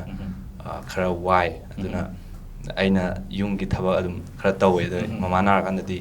ꯌꯨꯝꯗꯣ ꯅꯨꯄꯤꯅ ꯇꯧꯗꯕꯩ ꯑꯍꯣꯕ ꯈꯔ ꯑꯗꯨꯝ ꯂꯩ ꯑꯗꯨꯅ ꯑꯗꯨ ꯈꯔ ꯋꯥꯏ ꯃꯃꯥ ꯃꯁꯥ ꯐꯅ ꯂꯩꯍꯟꯅꯤꯡꯉꯤ. Okay. Adoidi yam nungaini. Okay. Adudi chai chang thong loi haire. Expert ne ko. Yam nungai jai aduga hojiki khwaidagi khoi crew maraksida cast crew maraksida khwaidagi funniest guy haitare nataga funniest girl haitare si kanane na ip kanane khan bi maraksida haitare in real da ni ko haise real da ni ko haise real You in the ay Sharma. Okay, Jackson gidi. ꯑꯩꯒꯤ ꯑꯣꯏꯅꯗꯤ ꯑꯗꯨꯝ ꯐꯅꯤꯁꯦ ꯑꯩꯁꯨ ꯌꯥꯝ ꯄꯥꯝꯖꯩ ꯑꯗꯨꯒ ꯔꯤꯌꯦꯜꯗ ꯌꯦꯡꯀꯥꯟꯗ ꯑꯩꯈꯣꯏꯒꯤ ꯃꯥꯟꯗꯕ ꯑꯗꯨꯒ ꯋꯥ ꯉꯥꯡꯊꯣꯔꯛꯄꯗ ꯑꯩꯈꯣꯏꯒꯤ ꯁꯦꯝꯖꯤꯜꯂꯒ ꯁꯥꯖꯤꯜꯂꯒ ꯉꯥꯡꯊꯣꯔꯛꯄ ꯅꯠꯇꯕ ꯏꯁꯦꯡ ꯁꯦꯡꯅ ꯍꯥꯏꯔꯀꯥꯟꯗ ꯂꯩꯅꯥ ꯑꯗꯨꯒ ꯃꯥꯂꯪꯕ ꯃꯥꯂꯪꯕ ꯃꯑꯣꯡ ꯌꯥꯝ ꯃꯥꯟꯗꯦ ꯑꯗꯨꯝ ꯏꯪ ꯇꯞꯅ ꯑꯗꯨꯝ ꯂꯩ ꯑꯗꯨ ꯑꯣꯏꯇꯥꯔꯒꯁꯨ ꯍꯥꯏꯗꯤ ꯔꯤꯌꯦꯜꯗ ꯃꯥꯅ ꯈꯤꯇꯪ ꯉꯥꯡꯊꯣꯔꯛꯄꯁꯦ ꯌꯥꯝ ꯅꯣꯛꯅꯤꯡꯕ ꯍꯥꯏꯇꯥꯔꯦ ꯑꯩꯒꯤ ꯊꯃꯣꯏꯅ ꯄꯦꯟꯖꯅ ꯅꯣꯛꯅꯤꯡꯕ ꯑꯣꯏꯕ ꯍꯥꯏꯇꯥꯔꯦ ꯑꯣꯏꯌꯦ ꯂꯩꯅꯥꯁꯨ ꯑꯗꯨꯒ ꯑꯪꯒꯣꯕꯤꯁꯨ ꯗꯣꯡ ꯗꯣꯡ ꯗꯣꯡ ꯗꯣꯡ ꯇꯧꯔꯒ ꯍꯥꯏꯇꯥꯔꯦ ꯑꯪꯒꯣꯕꯤꯒꯤꯗꯤ ꯀꯔꯤ ꯑꯩꯒꯤ ꯑꯣꯏꯅꯁꯨ ꯂꯣꯏ ꯐꯅꯤ ꯑꯣꯏꯌꯦ ꯂꯣꯏꯅꯃꯛ ꯑꯣꯏꯌꯦꯕ ꯑꯩꯈꯣꯏ ꯄꯨꯂꯞ ꯄꯨꯟꯒꯗꯤ ꯌꯥꯔꯦ ꯄꯪꯅꯣꯛ ꯑꯗꯨꯝ ꯂꯥꯡꯉ ꯂꯩꯌꯦꯕ ꯑꯗꯨꯒ ꯈꯪꯗꯦ ꯈꯤꯇꯪ ꯌꯥꯝ ꯀꯩ ꯍꯥꯏꯅꯤ ꯈꯤꯇꯪ ꯍꯥꯏꯔꯛꯄꯗ ꯅꯣꯛꯅꯤꯡꯕ ꯍꯥꯏꯅ ꯃꯥꯂꯪꯕꯗ ꯌꯥꯝ ꯅꯣꯛꯅꯤꯡꯉꯦ ꯍꯣꯏ ꯈꯤꯇꯪ ꯍꯥꯏꯕꯗ ꯅꯣꯛꯅꯤꯡꯕꯗꯣ ꯑꯗꯨꯗꯤ ꯆꯦ ꯕꯤꯟꯗꯤꯌꯥꯁꯨ ꯖꯦꯛꯁꯟ ꯍꯥꯏꯗꯤ ꯆꯞ ꯃꯥꯟꯅꯩ ꯅꯣꯛꯅꯤꯡꯉꯦ ꯃꯥꯅ ꯐꯥꯒꯤ ꯇꯧꯔꯛꯊꯣꯔꯛꯄꯁꯦ ꯀꯩ ꯍꯥꯏꯅꯤ ꯌꯥꯝꯅ ꯐꯥꯒꯤꯗꯤ ꯃꯥꯟꯗꯅ ꯐꯥꯒꯤ ꯃꯥꯟꯗꯅ ꯍꯦꯛꯇ ꯑꯩꯅ ꯐꯥꯒꯤ ꯇꯧꯕꯁꯤꯗꯤ ꯑꯩꯕꯨ ꯌꯥꯝ ꯅꯣꯛꯅꯤꯡꯕ ꯑꯃ ꯐꯥꯎꯋꯦ ꯃꯥꯗꯤꯅꯦ ꯃꯥꯟꯗꯕꯤꯗ ꯉꯥꯡꯇꯣꯏꯅꯦ ꯑꯣꯀꯦ ꯌꯥꯝ ꯅꯨꯡꯉꯥꯏꯖꯩ ꯕꯤꯟꯗꯤꯌꯥ ꯐꯥꯒꯤ ꯌꯥꯝ ꯄꯨꯁꯦ ꯍꯥꯏꯕꯤ ꯏꯁꯥꯒꯤꯗꯤ ꯀꯅꯥꯅꯣ ꯐꯥꯒꯤ ꯌꯥꯝ ꯄꯨꯔꯤꯁꯦ ꯁꯤ ꯃꯔꯛꯁꯤꯗ ꯑꯩꯅ ꯁꯨꯝ ꯈꯟꯖꯕꯗꯗꯤ ꯑꯩ ꯐꯥꯔꯁꯇꯗꯤ ꯖꯦꯛꯁꯟ ꯃꯥꯂꯪꯕ ꯑꯣꯀꯦ ꯑꯣꯀꯦ ꯀꯁꯟꯒꯤ ꯀꯅꯥ ꯑꯩꯒꯤ ꯃꯣꯠꯇꯗꯤ ꯐꯅꯤ ꯑꯣꯏꯕꯁꯦ ꯂꯣꯏꯅꯃꯛ ꯃꯌꯥꯝ ꯂꯣꯏꯅꯃꯛ ꯑꯣꯏꯖꯩꯀꯣ ꯑꯗꯨꯕꯨ ꯈꯤꯇꯪ ꯍꯦꯟꯅ ꯐꯅꯤ ꯑꯣꯏꯕꯁꯦ ꯃꯥꯂꯪꯕ ꯃꯥꯂꯪꯕ ꯕꯣꯠ ꯑꯍꯨꯝ ꯀꯥꯔꯦ ꯑꯣꯀꯦ ꯃꯥꯂꯪꯕꯒꯤꯗꯤ ꯀꯅꯥ ꯑꯣꯏꯕꯤ ꯏꯁꯥꯁꯦ ꯄꯨꯔꯥ ꯐꯅꯤ ꯑꯣꯏꯌꯦꯅ ꯃꯤ ꯃꯌꯥꯝꯁꯤꯅ ꯍꯦꯛꯇ ꯍꯥꯏꯔꯦ ꯑꯩꯈꯣꯏ ꯏꯃꯥꯟꯅꯕꯤ ꯐ꯭ꯔꯦꯟꯁꯤꯡꯁꯤꯅ ꯑꯗꯨꯒ ꯏꯁꯥꯒꯤꯗꯤ ꯀꯅꯥꯅ ꯑꯣꯏꯕꯤ ꯑꯗꯨꯝ ꯍꯥꯏꯕꯤꯌꯨ ꯑꯩꯒꯤ ꯑꯣꯏꯅꯗꯤ ꯖꯦꯛꯁꯟꯒ ꯑꯩꯈꯣꯏꯅꯤ ꯑꯗꯨꯝ ꯍꯥꯏꯗꯤ ꯂꯩꯃꯤꯟꯅꯕ ꯁꯨꯝ ꯉꯥꯡꯅꯕꯗꯣ ꯑꯗꯨ ꯃꯥꯅ ꯍꯦꯟꯅ ꯑꯣꯏ ꯑꯣꯀꯦ ꯑꯣꯀꯦ ꯌꯥꯝ ꯅꯨꯡꯉꯥꯏꯖꯩ ꯑꯗꯨꯒ ꯍꯧꯖꯤꯛ ꯐꯥꯎꯕꯗ ꯏꯍꯨꯜꯒꯤ ꯑꯣꯏꯅ ꯕꯦꯁ ꯀꯝꯄ꯭ꯂꯤꯃꯦꯟꯠ ꯍꯧꯖꯤꯛ ꯐꯥꯎꯕꯗ ꯐꯪꯈꯤꯕ ꯀꯝꯄ꯭ꯂꯤꯃꯦꯟꯠ ꯏꯁꯥꯒꯤ ꯂꯩꯇꯥꯔꯒꯗꯤ ꯑꯝꯇ ꯍꯥꯏꯕꯤꯌꯨ ꯕꯦꯁ ꯀꯝꯄ꯭ꯂꯤꯃꯦꯟꯠ ꯊꯥꯒꯠꯄꯤꯔꯛꯄ ꯍꯥꯏꯇꯥꯔꯦ ꯃꯌꯥꯝꯅ ꯁꯨꯝ ꯑꯣꯗꯤꯌꯟꯁ ꯃꯌꯥꯝꯅꯁꯨ ꯁꯨꯝ ꯀꯩ ꯍꯥꯏꯅꯤ ꯀꯣꯝꯄ꯭ꯂꯤꯃꯦꯟ ꯍꯥꯏꯔꯒꯅ ꯑꯃ ꯂꯩꯖꯩ ꯁꯨꯝ ꯐꯣꯔꯃꯦꯂꯤ ꯉꯥꯡꯕ ꯑꯃ ꯂꯩꯌꯦꯕ ꯑꯗꯣ ꯃꯥꯅ ꯁꯨꯝ ꯀꯣꯝꯄ꯭ꯂꯤꯃꯦꯟ ꯇꯧꯕ ꯍꯣꯠꯅꯕ ꯂꯦꯞꯀꯅꯨ ꯑꯗꯨ ꯅꯪꯅ ꯆꯠꯂꯤꯕ ꯂꯥꯏꯟꯗꯣ ꯅꯪ ꯀꯩꯅꯣ ꯐꯖꯅ ꯆꯠꯂꯣ ꯅꯪ ꯀꯝꯃ꯭ꯌꯨꯅꯤꯇꯤ ꯑꯇꯣꯞꯄ ꯑꯣꯏꯖꯔꯁꯨ ꯑꯩꯈꯣꯏꯒꯤ ꯃꯅꯤꯄꯨꯔꯤꯒꯤ ꯏꯟꯗꯁꯇ꯭ꯔꯤꯗ ꯆꯪꯖꯔꯒꯗꯤ ꯐꯖꯅ ꯇꯧꯋꯣ ꯑꯗꯨꯒꯤ ꯃꯌꯥꯝꯗꯣ ꯂꯥꯛꯑꯦꯕ ꯑꯗꯨꯒꯤꯗꯣ ꯌꯥꯝ ꯂꯧꯔꯒ ꯅꯨꯡꯉꯥꯏꯖꯕ ꯑꯣꯏ ꯖꯦꯛꯁꯟꯒꯤꯗꯤ ꯀꯩ ꯂꯩꯕꯤ ꯑꯩꯒꯤ ꯑꯣꯏꯅꯗꯤ ꯀꯩꯅꯣ ꯍꯥꯏꯗꯤ ꯍꯧꯖꯤꯛ ꯅꯨꯡꯗꯥꯏꯅꯁꯨ ꯊꯝꯕꯤꯈ꯭ꯔꯦ ꯑꯗꯨꯝ ꯍꯥꯏꯗꯤ ꯑꯩꯈꯣꯏꯅ ꯍꯣꯠꯅꯔꯤꯕꯁꯦ ꯁꯤꯗ ꯂꯦꯞꯀꯅꯣ ꯑꯗꯨꯒ ꯍꯧꯖꯤꯛ ꯍꯣꯠꯅꯔꯤꯕ ꯆꯥꯡꯗꯨꯗꯒꯤ ꯑꯗꯨꯝ ꯍꯣꯠꯅꯈꯠꯂꯛꯀꯣ ꯇꯤꯝ ꯍꯥꯏꯗꯤ ꯀ꯭ꯔꯤꯎ ꯃꯦꯝꯕꯔ ꯄꯨꯝꯅꯃꯛ ꯍꯥꯏꯇꯥꯔꯦ ꯍꯦꯟꯅ ꯑꯃꯨꯛ ꯍꯦꯟꯅ ꯐꯔꯛꯀꯣ ꯍꯥꯏꯕꯤꯔꯛꯄ ꯑꯃꯨꯛꯀ ꯍꯦꯟꯅ ꯐꯔꯛꯈꯣ ꯍꯣꯏ ꯑꯗꯨꯝ ꯅꯣꯏꯒꯤ ꯐꯔꯛꯄꯗꯣ ꯉꯥꯏꯔꯒ ꯂꯩ ꯁꯄꯣꯔꯠꯇꯣ ꯌꯥꯝ ꯅꯨꯡꯉꯥꯏꯖꯩ ꯍꯥꯏꯅ ꯍꯥꯏꯕꯤꯕꯅꯤ ꯁꯪꯒꯤꯂꯥꯒꯤꯗꯤ ꯀꯣꯝꯄ꯭ꯂꯤꯃꯦꯟꯁꯦ ꯁꯞꯄꯣꯔꯠ ꯇꯧꯋꯦ ꯍꯥꯏꯕꯗꯣ ꯑꯗꯨꯃꯗꯤ ꯌꯥꯝ ꯂꯩ ꯑꯗꯨꯒ ꯑꯩꯉꯣꯟꯗ ꯑꯩꯒꯤ ꯑꯣꯏꯅ ꯍꯥꯏꯔꯒꯗꯤ ꯃꯤꯅ ꯐꯅꯦꯛ ꯌꯣꯛꯈꯠꯄ ꯍꯥꯏꯕ ꯑꯃ ꯂꯩ ꯑꯗꯨꯒꯤ ꯀꯣꯝꯄ꯭ꯂꯤꯃꯦꯟꯗꯣ ꯑꯗꯨꯃꯒ ꯑꯗꯨꯒ ꯃꯌꯥꯝ ꯑꯩꯅ ꯁꯦꯡꯗꯣꯛꯆꯅꯤꯡꯕ ꯇꯥꯟꯖꯥ ꯑꯃ ꯂꯧꯔꯒ ꯉꯁꯤ ꯐꯅꯦꯛ ꯁꯦꯠꯂꯛꯇꯦꯅ ꯋꯥꯔꯧꯕꯤꯒꯅꯨ ꯁꯤꯕꯨꯗꯤ ꯁꯦꯡꯗꯣꯛꯆꯍꯧꯒꯦ ꯑꯗꯨꯅ ꯍꯥꯏꯅꯤꯡꯉꯦ ꯌꯨꯝꯗꯁꯨ ꯑꯗꯨꯝ ꯌꯨꯝꯗꯗꯤ ꯑꯗꯨꯝ ꯐꯅꯦꯛ ꯑꯗꯨꯝ ꯀꯣꯜꯂ ꯂꯩ ꯐꯅꯦꯛꯁꯦ ꯌꯥꯝ ꯅꯨꯡꯉꯥꯏꯖꯩ ꯕꯤꯟꯗꯤꯌꯥꯒꯤꯗꯤ ꯑꯩꯁꯨ ꯑꯗꯨꯝ ꯆꯞ ꯃꯥꯟꯅꯩ ꯑꯌꯥꯝꯕꯅ ꯍꯥꯏꯗꯤ ꯑꯗꯨꯝ ꯍꯣꯠꯅꯕ ꯂꯦꯞꯀꯅꯨ ꯑꯗꯨꯝ ꯑꯩꯈꯣꯏ ꯑꯗꯨꯝ ꯁꯞꯄꯣꯔꯠ ꯇꯧꯔꯛꯀꯦ ꯐꯖꯅ ꯃꯈꯥ ꯇꯥꯅ ꯀꯟꯅ ꯍꯣꯠꯅꯔꯛꯑꯣ ꯅꯪꯅ ꯐꯠꯇꯕꯤ ꯁꯥꯕꯗꯣ ꯃꯥꯜꯂꯦ ꯑꯐꯥꯎꯕꯤ ꯁꯥꯕꯤ ꯃꯥꯜꯂꯦꯅ ꯑꯣꯀꯦ ꯀꯁꯟꯒꯤ ꯑꯝꯇ ꯍꯥꯏꯕꯤꯌꯨ ꯑꯩꯒꯤꯗ ꯀꯝꯄ꯭ꯂꯤꯃꯦꯟ ꯍꯥꯏꯕ ꯇꯥꯔꯗꯤ ꯀꯩꯅꯣ ꯑꯩꯒꯤꯁꯦ ꯑꯩꯈꯣꯏꯒꯤ ꯂꯩꯀꯥꯏꯗꯀꯣ ꯏꯅꯥꯎꯁꯤꯡ ꯏꯌꯥꯝꯕꯁꯤꯡꯅ ꯑꯗꯨꯝ ꯑꯩꯅ ꯂꯝꯕꯤ ꯊꯣꯛꯂꯛꯄ ꯃꯇꯝꯗ ꯑꯁ ꯏꯍꯨꯜ ꯑꯗꯨꯒ ꯂꯝꯕꯤꯗ ꯅꯪꯁꯦ ꯑꯗꯨꯒ ꯏꯃꯥꯟꯅꯕꯁꯤꯡꯅꯁꯨ ꯑꯁ ꯅꯪꯁꯦ ꯑꯗꯨꯝ ꯆꯥꯅꯩ ꯐꯖꯅ ꯍꯣꯠꯅꯧꯀꯣ ꯑꯗꯨꯒ ꯃꯥꯏ ꯄꯥꯛꯄꯁꯨ ꯑꯣꯏꯌꯣ ꯍꯥꯏꯅ ꯑꯗꯨꯝ ꯍꯥꯏꯖꯩ ꯑꯗꯨꯒ ꯀꯩ ꯍꯥꯏꯅꯤ ꯏꯟꯁꯇꯥꯒ꯭ꯔꯥꯝꯒꯨꯝꯕꯗ ꯃꯦꯁꯦꯁꯀꯨꯝꯕꯗꯁꯨ ꯊꯥꯔꯛꯑꯦꯕ ꯑꯗꯨꯅ ꯑꯁ ꯑꯩ ꯂꯛꯅꯕ ꯃꯇꯝꯗ ꯑꯁ ꯑꯩ ꯏꯍꯨꯜꯁꯦ ꯑꯩ ꯇꯣꯛꯈ꯭ꯔꯒꯦ ꯈꯜꯂꯤꯗ ꯑꯗꯨꯝ ꯂꯛꯅꯕꯁꯦ ꯀꯩꯒꯤꯅꯣ ꯑꯗꯨꯝ ꯄꯤꯔꯛꯑꯦꯕ ꯁꯞꯄꯣꯔꯠ ꯃꯣꯏꯅꯁꯨ ꯁꯞꯄꯣꯔꯠ ꯄꯤꯔꯛꯑꯦꯕ ꯑꯗꯨꯒꯤꯁꯨ ꯌꯥꯝ ꯍꯔꯥꯎꯖꯩ ꯊꯥꯒꯠ ꯐꯣꯡꯗꯣꯛꯆꯔꯤ ꯑꯗꯨꯒ ꯂꯥꯁꯀꯤ ꯑꯩꯈꯣꯏꯒꯤ ꯑꯝꯇ ꯍꯥꯏꯕꯤꯌꯨ ꯑꯩꯒꯤ ꯑꯣꯏꯅꯗꯤ ꯁꯞꯄꯣꯔꯠ ꯂꯥꯛꯄꯁꯦ ꯌꯥꯝ ꯍꯔꯥꯎꯋꯦ ꯑꯗꯨꯒ ꯑꯩꯒꯤꯁꯨ ꯑꯆꯧꯕ ꯀꯝꯄ꯭ꯂꯤꯃꯦꯟꯅꯦ ꯑꯆꯤꯞꯃꯦꯟꯅꯦ ꯍꯥꯏꯅꯤꯡꯉꯦ ꯑꯗꯨꯒ ꯑꯩꯒꯤ ꯑꯣꯏꯅꯗꯤ ꯀꯝꯄ꯭ꯂꯤꯃꯦꯟꯁꯦ episode 6 tara 7 da akhoi ni saunagibado adugi saunabagi adu hek thadokpagi adugi da imana me am jaingonda phone tore ba duga nang ngawrbo nang ni ma papa la ngangi du kai gino hai pura khoi yausan gi real da oina lobi ba adu aingonda yam harau gi haidi aina tawjari ba khara do haidi ai gi phangye haibagi aingonda harau do poki do adu matang ba ai yam harau gi ai tanja matik sim tak lojage dudi adugi matik da sagar bi dong cham je ma kan loroge adudi akhoi ni tawbona di nuai adu mai to kero do Sing với tin đã bị đại tao bị 이게 좋은데요. 시 마당다 그놈마다 타짜가 하이저게 봐. 이제 이반이나 아직 떠오기더바 다이로그 시다 아소이바 아왓바 야우저수 마얌나 강비기니 ai han hairage lungdai aidi college se to ajira khangdeda yungi awaba kai kai je adu oina meng khala jira khale paisa tan baron da oina sathara jira khalini यारे मारंग बा like तंबा तोगे खता हाना दि कैसु खलम दबने हजिकती ताब्रम वारे या महिना रखते हजिकती yare ka san mathung rong khangdana ne wayang wang kan canoe या भाइबदी कैनो बा लाइक तंबगा मी ओइगिदि खंदना सेल तान नंग हजिक सेल ताल नंग कैदौ दोइनो बा अखोइना नंगी दमा कै मतेंग पांग दबा याव खंगे बा noi na bating bang di haikrbo nang do ne laik ta mi ne na sum le ga ne na ma na ba ge wa bu da ba engon da di yaro e ai di mungi wa ba khang ye ka sa इमा बागी मिंगी पाना रोजी thank you pura environment da long sagar bi hai tare thagat chari naki ai dikin lak to man mani last ta kumba ka kin ne aseng bi hai mani ko yam nungai aduga akhoi gi rapid fire round gi last question hoina ai malam do la chara ge kwai de gi retake lo ba mi je kana no kwai de gi retake lo do mi di aham da amuk ta ga hek lo thok pa du mi je kana no sai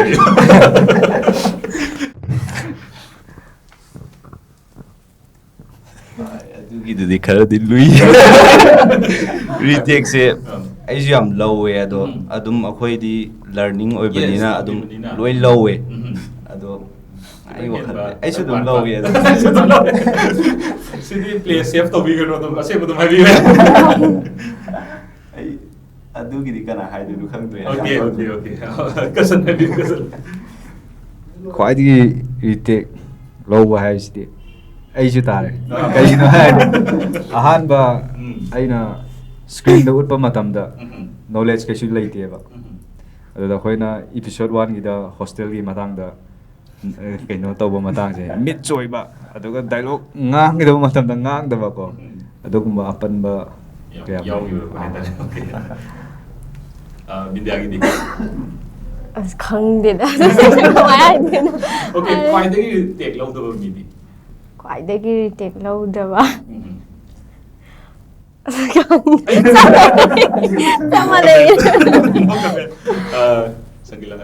ꯑꯩꯁꯨ ꯆꯞ ꯃꯥꯟꯅꯩ ꯔꯤꯇꯦꯛꯁꯨ ꯂꯧꯕꯁꯨ ꯂꯣꯏ ꯌꯥꯎꯔꯝꯅꯤ ꯂꯧꯗꯕꯁꯨ ꯌꯥꯎꯔꯝꯅꯤ ꯑꯗꯨ ꯀꯩꯒꯤꯅꯣꯗ ꯑꯩꯈꯣꯏꯁꯦ ꯑꯗꯨꯝ ꯇꯝꯃꯤꯕꯅꯤꯅ ꯑꯗꯒꯤ ꯍꯧꯒꯠꯂꯛꯇꯕꯁꯨ ꯉꯥꯏꯔꯤꯕꯅꯤꯅ ꯑꯩ ꯃꯣꯠꯇꯗꯤ ꯆꯦ ꯕꯤꯟꯗꯤꯌꯥꯁꯦ ꯈꯤꯇꯪ ꯂꯧꯔꯝꯗꯧꯗꯤ ꯃꯥꯟꯗꯦ ꯀꯩꯒꯤꯅꯣ ꯃꯥ ꯍꯥꯟꯅ ꯈꯔꯁꯨ ꯀꯩꯅꯣ ꯇꯧꯖꯔꯝꯃꯦ ꯍꯩ ꯑꯩꯈꯣꯏꯗꯗꯤ ꯈꯔ ꯁꯦꯅꯤꯌꯔ ꯑꯣꯏꯔꯦꯕ ꯃꯥꯅ ꯑꯗꯨꯅ ꯃꯥꯅ ꯈꯤꯇꯪꯗꯤ ꯂꯧꯗꯕ꯭ꯔꯥ ꯍꯣꯏ ꯈꯣꯡꯗꯕ ꯑꯗꯨꯃꯥꯏꯅ ma haidoktrine ai lokte ga okay retake se dum lawe ma khulima aduga koi short se khayak pai tare ne close khayak pa mid khayak pa dum yawe retake dum low yawe dum haidi hena phajahaning bagi seng seng na khoju tammi boy bani na camera frame ji left lere right lere dita dai gi mai ji kamai on ni khangdaba tham khangdaba di changak tangai bani na ado retake lowdaba je dum haidi akoina phatlong haidi aigi isada yamna haidi akoigi kaini iriba script situation do ada aije wakhan je pra yang tho kanda aije mun ꯐꯖꯅ ꯈꯜꯂꯀꯥꯟꯗ ꯈꯟꯊꯔꯀꯥꯟꯗ ꯄꯣꯞ ꯂꯧ ꯇꯧꯕꯗꯩ ꯁꯠ ꯂꯥꯎ ꯇꯥꯊꯣꯛꯄꯁꯨ ꯑꯗꯨꯝ ꯌꯥꯎꯋꯦ ꯗꯥꯎ ꯌꯥꯗꯅ ꯍꯥꯏꯇꯥꯔꯦ ꯑꯗꯣ ꯍꯣꯏ ꯑꯗꯣ ꯆꯦ ꯕꯤꯟꯗꯤꯌꯥꯁꯦ ꯀꯦꯃꯦꯔꯥ ꯃꯃꯥꯡꯗ ꯇꯥꯕꯁꯦ ꯇꯥꯏ ꯑꯗꯨꯝ ꯑꯗꯨꯒ ꯍꯥꯏꯗꯤ ꯑꯩꯈꯣꯏꯒꯤ ꯍꯦꯔꯣꯏꯟꯒꯤ ꯔꯣꯜꯁꯨ ꯑꯗꯨꯝ ꯍꯥꯏꯗꯤ ꯈꯤꯇꯪ ꯃꯥꯅ ꯑꯦꯗꯚꯥꯟꯁ ꯑꯣꯏ ꯑꯩꯈꯣꯏꯗꯤ ꯍꯥꯜꯂꯦꯕꯀꯣ ꯑꯗꯨꯅ ꯃꯥꯅ ꯇꯧꯔꯛꯑꯀꯥꯟꯗ ꯈꯤꯇꯪ ꯈꯟꯊꯔꯒ ꯍꯥꯏꯗꯤ ꯇꯧꯔꯀꯥꯟꯗ ꯑꯗꯨꯝ ꯄꯣꯞ ꯄꯣꯞ ꯇꯥꯕꯗꯣ ꯑꯗꯨꯝ ꯑꯩꯈꯣꯏ ꯃꯔꯛꯇꯒꯤ ꯈ꯭ꯋꯥꯏꯗꯒꯤ ꯂꯧꯗꯕꯁꯦ ꯑꯗꯨꯝ ꯑꯣꯏꯔꯦꯅ ꯈꯜꯂꯦ ꯑꯩꯒꯤ ꯑꯣꯏꯅꯗꯤ ꯑꯩꯁꯨ ꯔꯤꯇꯦꯛ ꯃꯌꯥꯝ ꯂꯧꯈ꯭ꯔꯕ ꯌꯥꯝ ꯌꯥꯎꯋꯦ ꯑꯗꯨꯒ ꯏꯊꯟꯗ ꯅꯠꯇꯦ ꯏꯊꯟꯗꯅꯦ ꯃꯌꯥꯝꯁꯤꯅꯦ ꯔꯤꯇꯦꯛ ꯂꯧꯋꯦꯕ ꯔꯤꯇꯦꯛ ꯂꯧꯗꯕ ꯍꯥꯏꯔꯒꯅ ꯃꯤ ꯑꯅꯤ ꯂꯩꯌꯦ ꯑꯩꯒꯤ ꯃꯣꯠꯇꯗꯤꯀꯣ ꯑꯩꯈꯣꯏ ꯑꯣꯖा वार्डन साहब ओजा नुपादो मादी याम ओजा तेंजिंग वार्डन साहब दा ओके ओके ओके आइना फिजिक्स की मा सिना खितंग माई नॉलेज मागी महौसागी लेजबा अदुगी कॉन्फिडेंट लेजबा ओइबा मासे दु मा रिटेक याम लौदे अदुगा अनि सुना पिंडिया okay yam नुंगाई J ngasi gi rapid fire round du losele duga special oina aina chalani gi oina question ahum khatang thamjage yam thuna khombiro aduga rapid fire round je losan ge chaba gi doina som da gi horage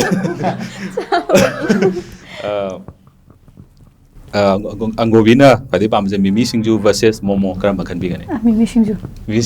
ke song gi di mimi mimi singju okay mimi singju no thoire wala versus soma ani mok loi pami okay mayai de lere hoi mayai de le ani ma okay aduga loktak versus waterfall loktak okay thank you thagachari ngasi gi akhoi gi program sida amkena ꯀꯩꯇꯥꯔꯦ ꯌꯥꯝꯅ ꯆꯝꯅ ꯑꯩꯈꯣꯏꯒꯤ ꯌꯥꯝꯅ free and ꯐ꯭ꯔꯦꯡꯛꯇ ꯋꯥꯔꯤ ꯁꯥꯟꯅꯕ ꯐꯪꯖꯕ ꯑꯃꯗꯤ ꯑꯩꯈꯣꯏꯅ ꯈꯪꯗꯕ ꯑꯃꯗꯤ ꯚ꯭ꯌꯨꯋꯔꯁꯤꯡꯅ ꯈꯪꯅꯤꯡꯕ ꯀꯌꯥ ꯑꯃꯁꯨ ꯑꯩꯈꯣꯏꯒꯤ ꯈꯪꯕꯒꯤ ꯇꯥꯟꯖꯥꯗꯣ ꯐꯪꯉꯝꯒꯅꯤꯅ ꯈꯤꯇꯪ ꯈꯟꯖꯩ ꯑꯃꯨꯛꯀꯁꯨ ꯍꯟꯅ ꯊꯥꯒꯠꯄ ꯐꯣꯡꯗꯣꯛꯆꯔꯤ ꯑꯗꯨꯒ ꯑꯩꯈꯣꯏꯒꯤ ꯉꯁꯥꯏꯒꯤ ꯑꯩꯅ ꯃꯊꯪꯗ ꯑꯩꯅ ꯂꯥꯛꯆꯅꯤꯡꯉꯤꯁꯤꯅ ꯑꯩꯈꯣꯏꯒꯤ ꯍꯧꯖꯤꯛ ꯄꯥꯏꯕꯤꯔꯤꯕ ꯍꯥꯏꯇꯥꯔꯦ ꯍꯧꯖꯤꯛ ꯑꯩꯈꯣꯏꯒꯤ ꯄꯥꯏꯕꯤꯔꯤꯕ ꯄ꯭ꯔꯣꯖꯦꯛꯄꯨꯗꯤ ꯂꯩꯕꯅꯤ ꯑꯗꯨꯒ ꯃꯇꯨꯡꯗ ꯀꯔꯤ ꯐ꯭ꯌꯨꯆꯔ ꯄ꯭ꯔꯣꯖꯦꯛ ꯀꯔꯤ ꯂꯩꯕꯤꯔꯤ ꯍꯥꯏꯕꯒꯤ ꯃꯇꯥꯡꯗꯨꯗ ꯑꯩ ꯈꯤꯇꯪ ꯂꯥꯛꯆꯒꯦ ꯑꯗꯨꯒꯤ ꯃꯇꯥꯡꯗ ꯈꯤꯇꯪ ꯊꯝꯕꯤꯌꯨ ꯑꯩ ꯖꯦꯛꯁꯟꯗꯒꯤ ꯍꯥꯟꯅ ꯂꯥꯛꯆꯒꯦ ꯍꯧꯖꯤꯛ MSFDS ꯔꯤꯂꯤꯁ ꯇꯧꯔꯦ ꯃꯃꯜ ꯅꯥꯏꯗ꯭ꯔꯕ ꯊꯝꯃꯣꯏ ꯁꯄꯣꯔꯇꯤꯡ ꯔꯣꯜꯅꯤ ꯑꯗꯨꯒ ꯍꯦꯔꯣ ꯍꯦꯔꯣꯏꯅꯤꯅ ꯖꯦꯝꯁ ꯁꯥꯏꯈꯣꯝꯒ ꯕꯂꯥ ꯍꯤꯖꯝꯒ ꯑꯗꯨꯒ ꯁꯄꯣꯔꯇꯤꯡꯗ ꯑꯪꯒꯣꯕꯤꯒ ꯑꯩꯒ ꯑꯗꯨꯝ ꯄꯥꯏ ꯑꯗꯨ ꯐꯤꯜꯝꯗꯨꯗꯁꯨ ꯑꯗꯨꯒ ꯑꯃꯅ ꯅꯝꯕ ꯈꯔ ꯍꯧꯔꯦ ꯂꯤꯂꯤ ꯐꯤल्म ꯃꯅꯤꯄꯨꯔ ꯐꯤꯆꯔ ꯐꯤल्म ꯍꯥꯏꯇꯥꯔꯦ ꯑꯗꯨꯝ ꯅꯝꯕꯗꯤ ꯈꯒꯗꯤ ꯍꯧꯔꯦ ꯃꯁꯤꯃ ꯑꯩꯈꯣꯏ ꯀꯟꯅ ꯍꯣꯠꯅꯔꯤ ꯑꯩꯈꯣꯏ ꯇꯤꯝ ꯄꯨꯂꯞ ꯑꯗꯨꯝ ꯀꯟꯅ ꯍꯣꯠꯅꯔꯤ ꯑꯗꯣ ꯀꯦꯔꯦꯛꯇꯔꯗꯤ ꯍꯥꯏꯗꯣꯛꯆꯔꯔꯣꯏꯒꯦ ꯑꯩꯈꯣꯏ ꯌꯥꯝꯅ ꯐꯤल्मꯁꯦ ꯆꯦꯂꯦꯟꯖꯤꯡ ꯑꯣꯏꯕ ꯐꯤल्म ꯑꯃꯈꯛ ꯑꯣꯏꯅꯤ ꯍꯥꯏꯕꯗꯤ ꯑꯩꯈꯣꯏꯗ ꯊꯥꯖꯕ ꯑꯗꯨꯒ ꯑꯩꯈꯣꯏꯅ ꯑꯣꯖꯥꯅ ꯍꯣꯠꯅꯕꯤꯔꯛꯄ ꯑꯗꯨꯒ ꯆꯍꯤꯁꯦ ꯏꯔꯥꯁꯦ ꯈꯤꯇꯪ ꯍꯥꯏꯗꯤ ꯑꯩꯈꯣꯏꯒꯤ ꯍꯧꯖꯤꯛ ꯃꯇꯝꯒꯤ ꯑꯣꯏꯗ꯭ꯔꯦ ꯈꯤꯇꯪ ꯆꯠꯈꯠꯂꯒ ꯍꯥꯏꯇꯥꯔꯦ ꯑꯗꯨꯃꯥꯏꯅ ꯇꯧꯕ ꯐꯤल्मꯅꯦ ꯑꯗꯣ ꯃꯌꯥꯝ ꯑꯗꯨꯝ ꯅꯨꯡꯉꯥꯏꯒꯅꯤꯅ ꯈꯜꯂꯦ ꯑꯗꯨꯁꯨ ꯑꯩꯈꯣꯏ ꯀꯟꯅ ꯍꯣꯠꯅꯖꯔꯤ ꯇꯥꯟꯅꯔꯒ ꯑꯩꯈꯣꯏ ꯀ꯭ꯔꯤꯎ ꯃꯦꯝꯕꯔꯁꯤꯡ ꯄꯨꯝꯅꯃꯛ ꯇꯥꯟꯅꯖꯔꯒ ꯍꯥꯏꯇꯥꯔꯦꯅꯦ ꯑꯃꯅ ꯑꯃ ꯁꯖꯦꯁꯟ ꯇꯧꯅꯔꯒ ꯐꯤल्ꯃꯗꯨꯒꯤ ꯃꯇꯥꯡꯗ ꯍꯥꯏꯇꯥꯔꯦ ꯀꯟꯅ ꯅꯩꯅꯔꯤ ꯍꯥꯏꯇꯥꯔꯦ ꯑꯗꯨꯗꯤ ꯍꯧꯖꯤꯛ ꯃꯃꯜ ꯅꯥꯏꯗ꯭ꯔꯕꯁꯤꯁꯨ ꯔꯤꯂꯤꯁ ꯇꯧꯈ꯭ꯔꯕꯅꯤ ꯑꯗꯨꯅ ꯃꯌꯥꯝ ꯄꯨꯝꯅꯃꯛ ꯁꯄꯣꯔꯠ ꯇꯧꯗꯨꯅ ꯄꯨꯟꯅ ꯌꯦꯡꯕꯤꯌꯨ ꯍꯥꯏꯇꯥꯔꯦ ꯑꯗꯨꯒ ꯑꯃꯨꯛ ꯑꯩꯈꯣꯏꯒꯤ ꯃꯇꯨꯡꯗ ꯂꯥꯛꯀꯗꯕ ꯑꯩꯈꯣꯏꯒꯤ ꯂꯤꯂꯤ ꯍꯥꯏꯕ ꯐꯤल्मꯁꯤꯒꯤꯁꯨ ꯑꯃꯨꯛ ꯌꯥꯝ ꯀꯟꯅ ꯍꯣꯠꯅꯕꯤꯔꯤꯅ ꯍꯥꯏꯕꯤꯕꯅꯤ ꯑꯗꯒꯤ ꯑꯣꯖꯥ ꯒꯥꯏꯅꯟꯒꯤ ꯃꯈꯥꯗ ꯐꯖꯅ ꯇꯝꯗꯅ ꯈꯣꯠꯇꯅ ꯍꯥꯏꯇꯥꯔꯦ ꯆꯦꯂꯦꯟꯖꯤꯡ ꯑꯣꯏꯒꯅꯤꯁꯨ ꯍꯥꯏꯐꯦꯠ ꯇꯥꯛꯄꯤꯔꯦ ꯍꯥꯏꯐꯦꯠ ꯈꯛꯇꯪ ꯇꯥꯛꯄꯤꯕꯅꯤ ꯑꯗꯣ ꯑꯗꯨꯒꯤ ꯇꯟꯖꯥꯗꯨꯁꯨ ꯑꯃꯨꯛ ꯑꯩꯈꯣꯏꯅ ꯃꯇꯨꯡꯗꯁꯨ ꯑꯃꯨꯛ ꯎꯅꯈꯤꯗꯣꯏꯅꯤ ꯑꯩꯈꯣꯏꯒꯤ ꯂꯤꯂꯤꯒꯤ ꯃꯇꯥꯡꯗꯁꯨ ꯎꯅꯖꯈꯤꯗꯣꯏꯅꯤ ꯑꯗꯨꯅ ꯑꯩꯈꯣꯏ ꯀ꯭ꯔꯨ ꯈꯨꯗꯤꯡꯃꯛꯇ ꯑꯩꯈꯣꯏꯒꯤ ꯀꯥꯁ ꯈꯨꯗꯤꯡꯃꯛꯇ ꯑꯩꯈꯣꯏꯒꯤ ꯂꯩꯔꯤꯕ ꯑꯩꯈꯣꯏ ꯐ꯭ꯔꯦꯟड्स ꯈꯨꯗꯤꯡꯃꯛꯇ ꯑꯩꯈꯣꯏꯒꯤ ꯉꯁꯤꯒꯤ ꯑꯣꯏꯅ ꯑꯩꯈꯣꯏꯒꯤ ꯄꯨꯟꯖꯕꯒꯤ ꯇꯟꯖꯥꯁꯤ ꯂꯧꯖꯔꯒ ꯑꯩꯈꯣꯏꯒꯤ ꯅꯍꯥ ꯑꯣꯏꯅ ꯍꯧꯖꯤꯛ ꯂꯩꯔꯤꯕ ꯑꯩꯈꯣꯏꯒꯤ ꯁꯣꯁꯥꯏꯇꯤꯁꯤꯗ ꯂꯩꯔꯤꯕ ꯑꯩꯈꯣꯏꯒꯤ ꯌꯨꯠꯁꯤꯡꯁꯤꯗ ꯀꯔꯤ ꯑꯩꯈꯣꯏꯒꯤ ꯀꯩ ꯍꯥꯏꯇꯥꯔꯦ ꯀꯔꯤ ꯁꯤꯌꯔ ꯀꯔꯤ ꯍꯥꯏꯅꯤꯡꯉꯤ ꯍꯥꯏꯕꯗꯣ ꯑꯗꯨꯒꯤ ꯃꯇꯥꯡꯗ ꯑꯝꯇꯪ ꯂꯧꯖꯒꯦ ꯑꯩ ꯑꯍꯥꯟꯕꯗ ꯑꯩ ꯂꯨꯝꯗꯥꯏꯗꯒꯤ ꯑꯗꯨꯝ ꯂꯥꯛꯆꯔꯦ ꯑꯩꯅ ꯃꯦꯁꯦꯖ ꯄꯤꯌꯣ ꯍꯥꯏꯔꯒꯗꯤ ꯅꯍꯥ ꯑꯃ ꯑꯣꯏꯅ ꯌꯨꯠ ꯑꯃ ꯑꯣꯏꯅ ꯍꯦꯇ꯭ꯔꯦꯠ ꯍꯥꯏꯕꯁꯦ ꯊꯝꯗꯕ ꯑꯃꯒ ꯑꯃ ꯅꯨꯡꯁꯤ ꯆꯥꯟꯅꯅ ꯂꯩꯕ ꯆꯤꯡ ꯇꯝ ꯈꯥꯏꯗꯅ ꯑꯗꯣ ꯑꯗꯨꯝꯕꯗꯣ ꯊꯝꯅꯤꯡꯉꯦ ꯑꯗꯨꯒ ꯑꯩꯈꯣꯏ ꯖꯦꯅꯦꯔꯦꯁꯟꯗꯒꯤ ꯖꯦꯅꯦꯔꯦꯁꯟ ꯂꯚ ꯏꯟ ꯄꯤꯁ ꯍꯥꯏꯕꯒꯤ ꯖꯦꯅꯦꯔꯦꯁꯟꯗꯣ ꯑꯗꯨꯒꯤ ꯂꯥꯛꯍꯟꯅꯤꯡꯕꯒꯤ ꯃꯦꯁꯦꯖꯇꯣ ꯊꯝꯅꯤꯡꯉꯤ ꯊꯥꯒꯠ ꯐꯣꯡꯗꯣꯛꯆꯔꯤ ꯖꯦꯛꯁꯟꯒꯤ ꯃꯇꯥꯡ ꯑꯩ ꯏꯁꯥꯃꯛ ꯃꯌꯥꯝꯗ ꯃꯦꯁꯦꯖ ꯑꯗꯨꯒ ꯀꯩꯅꯣ ꯄꯤꯕꯒꯤ ꯏꯇꯤꯛꯇꯤ ꯅꯠꯆꯗꯦ ꯑꯗꯨꯕꯨ ꯑꯩꯒꯤ ꯋꯥꯈꯜꯂꯣꯟ ꯍꯥꯏꯖꯕ ꯇꯥꯔꯦ Yes. ꯑꯩꯅ ꯈꯟꯖꯕꯗ ꯑꯗꯨꯝ ꯍꯧꯖꯤꯛ ꯍꯧꯖꯤꯛ ꯑꯩꯈꯣꯏ ꯄꯨꯜꯂꯤ ꯑꯗꯨꯝ ꯏꯆꯤꯟ ꯏꯅꯥꯎꯁꯤꯡ ꯄꯨꯟꯅ ꯆꯤꯡꯃꯤ ꯇꯝꯃꯤ ꯑꯗꯨꯝ ꯄꯨꯟꯅ ꯅꯨꯡꯁꯤ ꯆꯥꯟꯅꯅ ꯂꯩꯃꯤꯟꯅꯕ ꯑꯗꯨꯒ ꯑꯩꯈꯣꯏꯅ ꯍꯣꯠꯅꯔꯤꯕ ꯂꯥꯏꯟꯗꯣ ꯑꯗꯨꯗ ꯊꯥꯡꯉꯩ ꯁꯦꯡꯅ ꯑꯗꯨꯝ ꯄꯨꯛꯅꯤꯡ ꯆꯪꯅ ꯊꯃꯣꯏ ꯁꯦꯡꯅ ꯆꯠꯄꯤꯕ ꯑꯗꯨꯒ ꯃꯃꯥ ꯃꯄꯥ ꯑꯣꯏꯕꯁꯤꯡꯅꯁꯨ ꯃꯆꯥꯒꯤ ꯑꯄꯥꯝꯕꯗ ꯐꯣꯔꯁ ꯇꯧꯔꯒ ꯍꯥꯏꯗꯤ ꯅꯪ ꯁꯤ ꯇꯧꯕ ꯌꯥꯗꯦꯗꯤ ꯑꯇꯣꯞꯄ ꯋꯦꯗ ꯆꯠꯂꯣ ꯑꯗꯨ ꯇꯧ ꯍꯥꯏꯕꯗꯣ ꯍꯥꯏꯕꯤꯗꯕ ꯃꯃꯥ ꯃꯄꯥꯁꯤꯡꯅꯁꯨ ꯃꯆꯥꯁꯤꯡꯅ ꯄꯥꯝꯃꯤꯕ ꯂꯥꯏꯟꯗꯣ ꯑꯗꯨ ꯁꯞꯄꯣꯔꯠ ꯇꯧꯕꯤꯕ ꯈꯪꯕꯤꯕ ꯑꯗꯨꯝ ꯍꯥꯏꯇꯥꯔꯦ ꯑꯗꯨꯃꯥꯏꯅ ꯊꯝꯍꯟꯅꯤꯡꯉꯦ ꯑꯗꯣ ꯏꯁꯦꯡ ꯁꯦꯡꯅ ꯍꯧꯖꯤꯛ ꯑꯩꯈꯣꯏ ꯃꯅꯤꯄꯨꯔꯗ ꯂꯩꯔꯤꯕ ꯆꯤꯡꯃꯤ ꯇꯝꯃꯤ ꯏꯆꯤꯟ ꯏꯅꯥꯎꯁꯤꯡꯁꯦ ꯄꯨꯂꯞ ꯄꯨꯟꯅ ꯅꯨꯡꯁꯤ ꯆꯥꯟꯅꯅ ꯂꯩꯃꯤꯟꯅꯁꯤ ꯍꯥꯏꯕꯁꯤ ꯊꯝꯖꯒꯦ ꯑꯗꯨꯒ इहुलसिनसु अदुम example अमो है तारे खुद अमो है ना निमांग दम थम्मे ना है बिगुन थम्मे नुसी चानना लेमिनसी हाबसी नुसी चानना लेबसु ओइसिनु हाइना आई ईश्वरगी मफमदा थौनी जगे ꯑꯩꯒꯤ ꯑꯣꯏꯅꯁꯨ ꯑꯩ ꯏꯇꯤꯛꯇꯤꯀꯦꯁꯟ ꯂꯩꯖꯗꯦ ꯑꯗꯨꯏꯁꯨ ꯑꯩꯒꯤ ꯋꯥꯈꯜꯂꯣꯟꯗ ꯁ꯭ꯄꯦꯁꯤꯌꯦꯜꯂꯤ ꯅꯨꯄꯥꯁꯦ ꯑꯩꯈꯣꯏꯒꯤ ꯖꯦꯅꯦꯔꯦꯁꯟꯒꯤ ꯅꯨꯄꯥꯁꯦ ꯑꯌꯥꯝꯕꯅ ꯍꯣꯏ ꯅꯤꯁꯥ ꯆꯥꯗꯕꯕꯨꯗꯤ ꯃꯌꯥꯝ ꯂꯩꯔꯦ ꯑꯗꯨꯏꯁꯨ ꯅꯤꯁꯥꯗ ꯇꯥꯎꯕ ꯀꯥꯡꯕꯨ ꯍꯥꯏꯇꯥꯔꯦ ꯅꯤꯁꯥꯗ ꯈꯔ ꯀꯩꯅꯣ ꯇꯧꯕꯁꯦ ꯅꯤꯁꯥ ꯆꯥꯗꯅ ꯑꯗꯒꯤ ꯌꯥꯝꯅ ꯃꯁꯥ ꯃꯎ ꯐꯅ ꯂꯩꯕꯤꯌꯨ ꯑꯗꯒꯤ ꯇꯨꯡ ꯑꯩꯈꯣꯏꯒꯤ ꯖꯦꯅꯦꯔꯦꯁꯟꯁꯤꯗꯒꯤ ꯅꯨꯡꯗꯥꯡ ꯉꯁꯥꯏ ꯍꯥꯏꯈꯤꯕꯗ ꯂꯕ ꯑꯦꯟ ꯄꯤꯁ ꯑꯣꯏꯕ ꯑꯗꯨꯃꯥꯏꯅ ꯄꯥꯝꯃꯤ ꯑꯗꯨ ꯑꯣꯏꯇꯥꯔꯒꯗꯤ ꯌꯥꯝ ꯅꯨꯡꯉꯥꯏꯒꯅꯤꯅ ꯍꯣꯏ ꯁꯤꯃ ꯊꯝꯅꯤꯡꯉꯦ ꯊꯥꯒꯠꯆꯔꯤ ꯏꯟꯗꯤꯌꯥꯒꯤꯗꯤ ꯑꯩꯒꯤ ꯑꯣꯏꯅꯁꯨ ꯑꯩꯈꯣꯏ ꯍꯥꯏꯗꯤ ꯆꯤꯡꯃꯤ ꯇꯝꯃꯤ ꯈꯥꯏꯗꯅ ꯑꯃꯒ ꯑꯃꯒ ꯐꯖꯅ ꯅꯨꯡꯁꯤ ꯆꯥꯟꯅꯅ ꯂꯩꯃꯤꯟꯅꯕ ꯍꯥꯏꯗꯤ ꯑꯩꯈꯣꯏ ꯂꯨꯡꯗꯥꯏ ꯑꯗꯩ ꯀꯁꯟ ꯀꯣꯀꯣ ꯌꯥꯎꯔꯤꯕ ꯃꯌꯥꯝꯁꯦ ꯑꯩꯈꯣꯏ ꯑꯝꯇ ꯃꯥꯟꯅꯗꯦꯕ ꯖꯥꯇꯤꯁꯦ ꯑꯗꯣ ꯑꯩꯈꯣꯏ ꯄꯨꯂꯞ ꯅꯨꯡꯁꯤ ꯆꯥꯟꯅꯅ ꯂꯩꯃꯤꯟꯅꯩꯑꯕ ꯁꯨꯃꯥꯏꯅ ꯑꯗꯨꯝ ꯑꯩꯈꯣꯏ ꯃꯅꯤꯄꯨꯔꯁꯦ ꯄꯨꯂꯞꯀꯤ ꯑꯣꯏꯅ ꯑꯃꯒ ꯑꯃꯒ ꯅꯨꯡꯁꯤ ꯆꯥꯟꯅꯅ ꯂꯩꯃꯤꯟꯅꯁꯦ ꯍꯥꯏꯕꯁꯦ ꯊꯝꯖꯅꯤꯡꯉꯤ ꯅꯨꯡꯁꯤꯅꯔꯤ ꯍꯧꯖꯤꯛꯁꯨ ꯅꯨꯡꯁꯤꯅꯁꯤ ꯍꯦꯟꯅ ꯅꯨꯡꯁꯤꯅꯁꯤꯅ ꯍꯥꯏꯕꯤꯕꯅꯤ ꯀꯁꯟ ꯍꯥꯏꯕꯤ ꯑꯩꯒꯤ ꯃꯣꯠꯇꯗꯤ ꯑꯩꯅ ꯄꯤꯅꯤꯡꯕ ꯃꯦꯁꯦꯖ ꯑꯁꯤꯗꯤ ꯍꯧꯖꯤꯛ ꯑꯩꯈꯣꯏꯅ ꯏꯍꯨꯜꯒꯤ ꯋꯦꯕ ꯁꯤꯔꯤꯁ ꯑꯁꯤꯗꯁꯨ ꯑꯦꯛꯖꯥꯝꯄꯜ ꯑꯃꯅꯤꯀꯣ ꯏꯠꯁ ꯑꯦꯟ ꯕꯤग ꯑꯦꯛꯖꯥꯝꯄꯜ ꯍꯥꯏꯕ ꯇꯥꯔꯦꯀꯣ ꯑꯗꯨꯗ ꯑꯩꯈꯣꯏꯅ ꯅꯨꯄꯤ ꯍꯥꯏꯕꯁꯤꯡꯁꯦ ꯍꯧꯖꯤꯛꯀꯤ ꯃꯇꯝꯗꯗꯤ ꯅꯨꯄꯤꯁꯦ ꯃꯤꯅ ꯎꯁꯤꯠꯄꯤꯗꯕꯁꯨ ꯂꯩꯔꯦ ꯑꯗꯨꯅ ꯍꯧꯖꯤꯛꯀꯤ ꯃꯇꯝꯗ ꯑꯩꯈꯣꯏꯒꯤ ꯌꯨꯠꯁꯤꯡꯅ ꯑꯩꯈꯣꯏꯅ ꯄꯤꯔꯤꯕ ꯃꯦꯁꯦꯖ ꯑꯁꯦ ꯏꯍꯨꯜꯗ ꯈꯛꯇ ꯅꯠꯇꯅ ꯏꯟꯇꯔꯇꯦꯟꯃꯦꯟ ꯈꯛꯇꯪ ꯑꯣꯏꯍꯟꯗꯕꯤꯗ ꯑꯗꯨ ꯅꯨꯄꯤꯗ ꯔꯦꯁꯄꯦꯛ ꯇꯧꯕ ꯑꯗꯨꯒ ꯅꯨꯄꯤꯕꯨꯁꯨ ꯊꯧꯅꯥ ꯂꯩꯍꯟꯕ ꯑꯗꯨꯒ ꯑꯩꯈꯣই ꯃꯌꯥꯝ ꯄꯨꯝꯅ ꯍꯤꯡꯃꯤꯟꯅꯔꯤꯁꯦ ꯅꯨꯡꯁꯤ ꯆꯥꯟꯅꯅ ꯂꯩꯍꯟꯅꯤꯡꯕꯁꯨ ꯄꯥꯝꯖꯩ ꯑꯗꯨꯒ ꯏꯃꯥ ꯍꯥꯏꯕꯁꯦ ꯏꯃꯥ ꯂꯩꯕꯥꯛ ꯍꯥꯏꯕꯁꯦ ꯑꯗꯨꯁꯨ ꯀꯥꯎꯕꯤꯗꯅꯕ ꯃꯦꯁꯦꯖ ꯑꯃ ꯊꯝꯖꯅꯤꯡꯉꯤ ओके लास्ट ओइना प्रियो सजेस्ट मयामसु लोइ तौग्रे एंड अइजु दुम मानै मोइ हाइजिगा अदो अइ माइखैदगिसु अखोइ युथ अमा ओइना अखोइ चप मानना हाइदि अखोइ इमा लेबाक मणिपुर जिबु मयामगी अतोपा स्टेट अदगी अतोपा कैनो जिंगा कम्पीट तौबगी हेना होनामिनाजे होय अमुक हेना फानबा अदुगा चौखनाबा होनामिनाजे ना हाइनि अगर फोंदोक्चरी याम फजबा वकलोन याम फजबा अखोइगी वकलोन कयामसु थंबिरे दुगा मियामना अखोइगी निक अखोइगी खोंग निखै ngaइरगा लैबा हाइतारे मथंगी एपिसोड से इहुल 1 to 8 फौ लेग्रे थादोरखरे दुगा 9 ga 10 ga se hekta khorangna mi myam se ngai leire ko na sigi kano khudong chaba je sigi matam je karam kanda kano topi gani na amtam da haibi ai thamjage andugi matangda sengna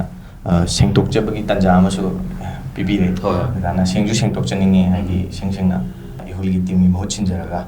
executor moina ai myam famda sengtokchaningi sengsengna ado hauji episode 19 je koi thadokjagadawdu हानगी मतम हाइदि हाना थादोकचब मतम दुदगिदि सेंसेंना काइजरे हाइदि कई मरमगिनो हाय कांदा कोइ हजि हजि लेरिबा मणिपुर की फिबम हाय तारे situation जिदा कोइ थादोकपदो क्या नुवाइ जदना थादोकचदबनि कोइ हजि मणिपुर की लेरिबा फिबम जिदा कोइ सु अवाना क्या तुम हाइदि सरुक याजरी अदुम एपिसोड 19 जे सुसोइ सोइदना मयाम फमदा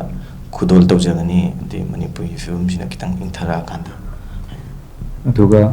खंगनजबा माना हजिक अखोइगी इहुलगी एपिसोड 9 10 से हानदी 30 35 ꯑꯗꯨꯒꯨꯝꯕꯒꯤ ꯆꯥꯡꯗ ꯊꯥꯏ ꯑꯗꯨꯕꯨ ꯍꯧꯖꯤꯛꯇꯤ 1 hours 45 minutes ꯍꯥꯏꯅ ꯑꯗꯨꯒꯤ ꯆꯥꯡꯗ ꯊꯥꯔꯅꯤ ꯑꯗꯨꯅ